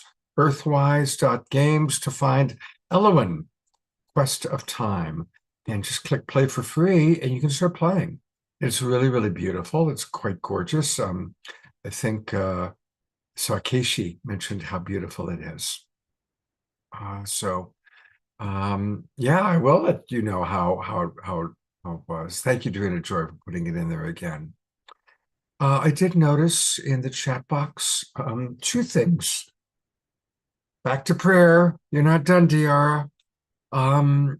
Yes, Michael Stillwater passed away. I actually attended an online gathering on Tuesday. I've known Michael for 20 years. I think many of us OGs have known Michael. And we're actually probably on March 7th, Saturday, March 7th on the Awakening World. Gary Malkin and I are talking about doing about a 30-minute segment as a memorial for Michael Stillwater. So, yeah, and he went out on Valentine's night with his wife, did a post on Facebook, and his heart just stopped on Sunday. There was no prediction or anything. It just was a complete surprise. So we'll be honoring Michael most likely on March 7th with Gary Malkin. Gary and Michael, of course, did a lot of projects together, including Graceful Passages. And I also saw that our beloved Ayada, her son, oh my gosh. So let's, I'm going to go to gallery view. You've seen enough of me tonight. Let's go to gallery view and just all send love to Ayada and her son. Maximum grace for her son, who's also named Son. Maximum grace for Son. Maximum grace for Ayada's precious heart.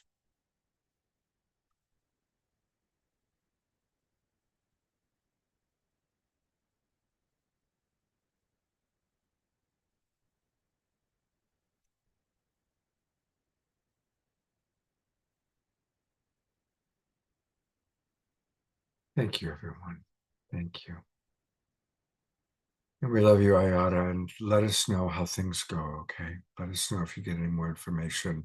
And certainly feel free if you want to privately text me once the show's over tonight or tomorrow. All right, we are going to go back to the Alpha Omega Man, our beloved Omashar.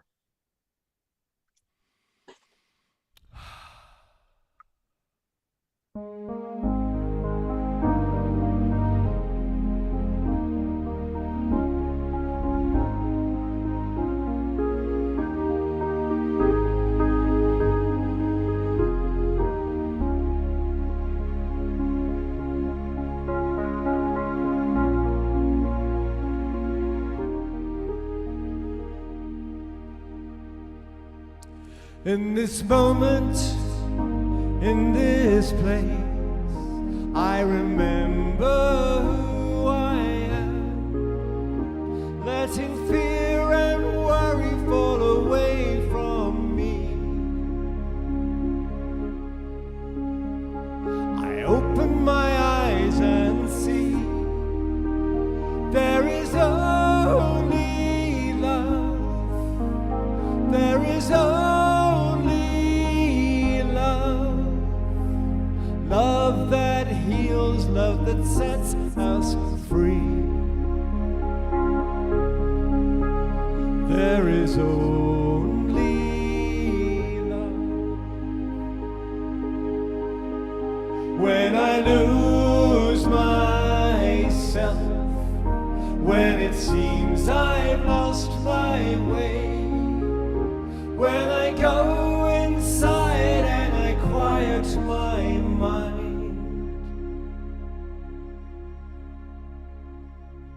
I can hear Spirit gently say, there is only love. There is only love. Love that heals, love that sets us free.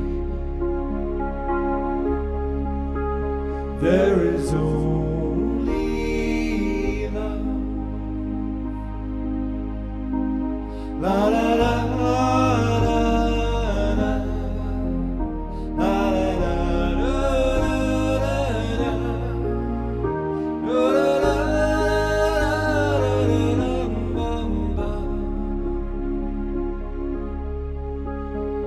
I open my eyes and see that there's only love. There is only love. Love that heals, love that sets us free. There is only love.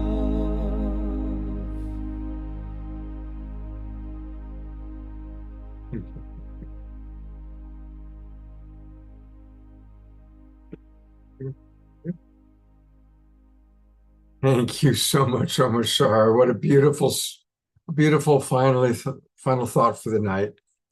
Michael, I saw you brought your dog up, so I had to bring Jasmine Bear up. She was sleeping. Perfect shot. Oh gosh, they're only love. May we remember that as we tackle our challenges, as we look at the world and all the challenges going on in the world. I'm gonna go back to gallery view. So thank you, everybody. Saturday night, I will be coming to you live from the Conscious Life Expo. We will be in the media room, and what I've just done is I've invited a lot of people to come on into the media room. It's always a little bit of a circus. Hopefully they'll be just like, hold the vision like the perfect flow, not 15 people arriving all at once and not nobody arriving until the first hour in. But there's a lot of fun people. Danny Sheehan is going to drop on in. And I've invited about 20 different people, many of whom you've seen before. So it's going to be fun. And so that's where I will be this weekend, live from the Conscious Life Expo. And let's keep Ayada and her son in our hearts and our prayers. And I will look forward to hopefully seeing you all on Saturday night. Have a great few days, everybody. Take care.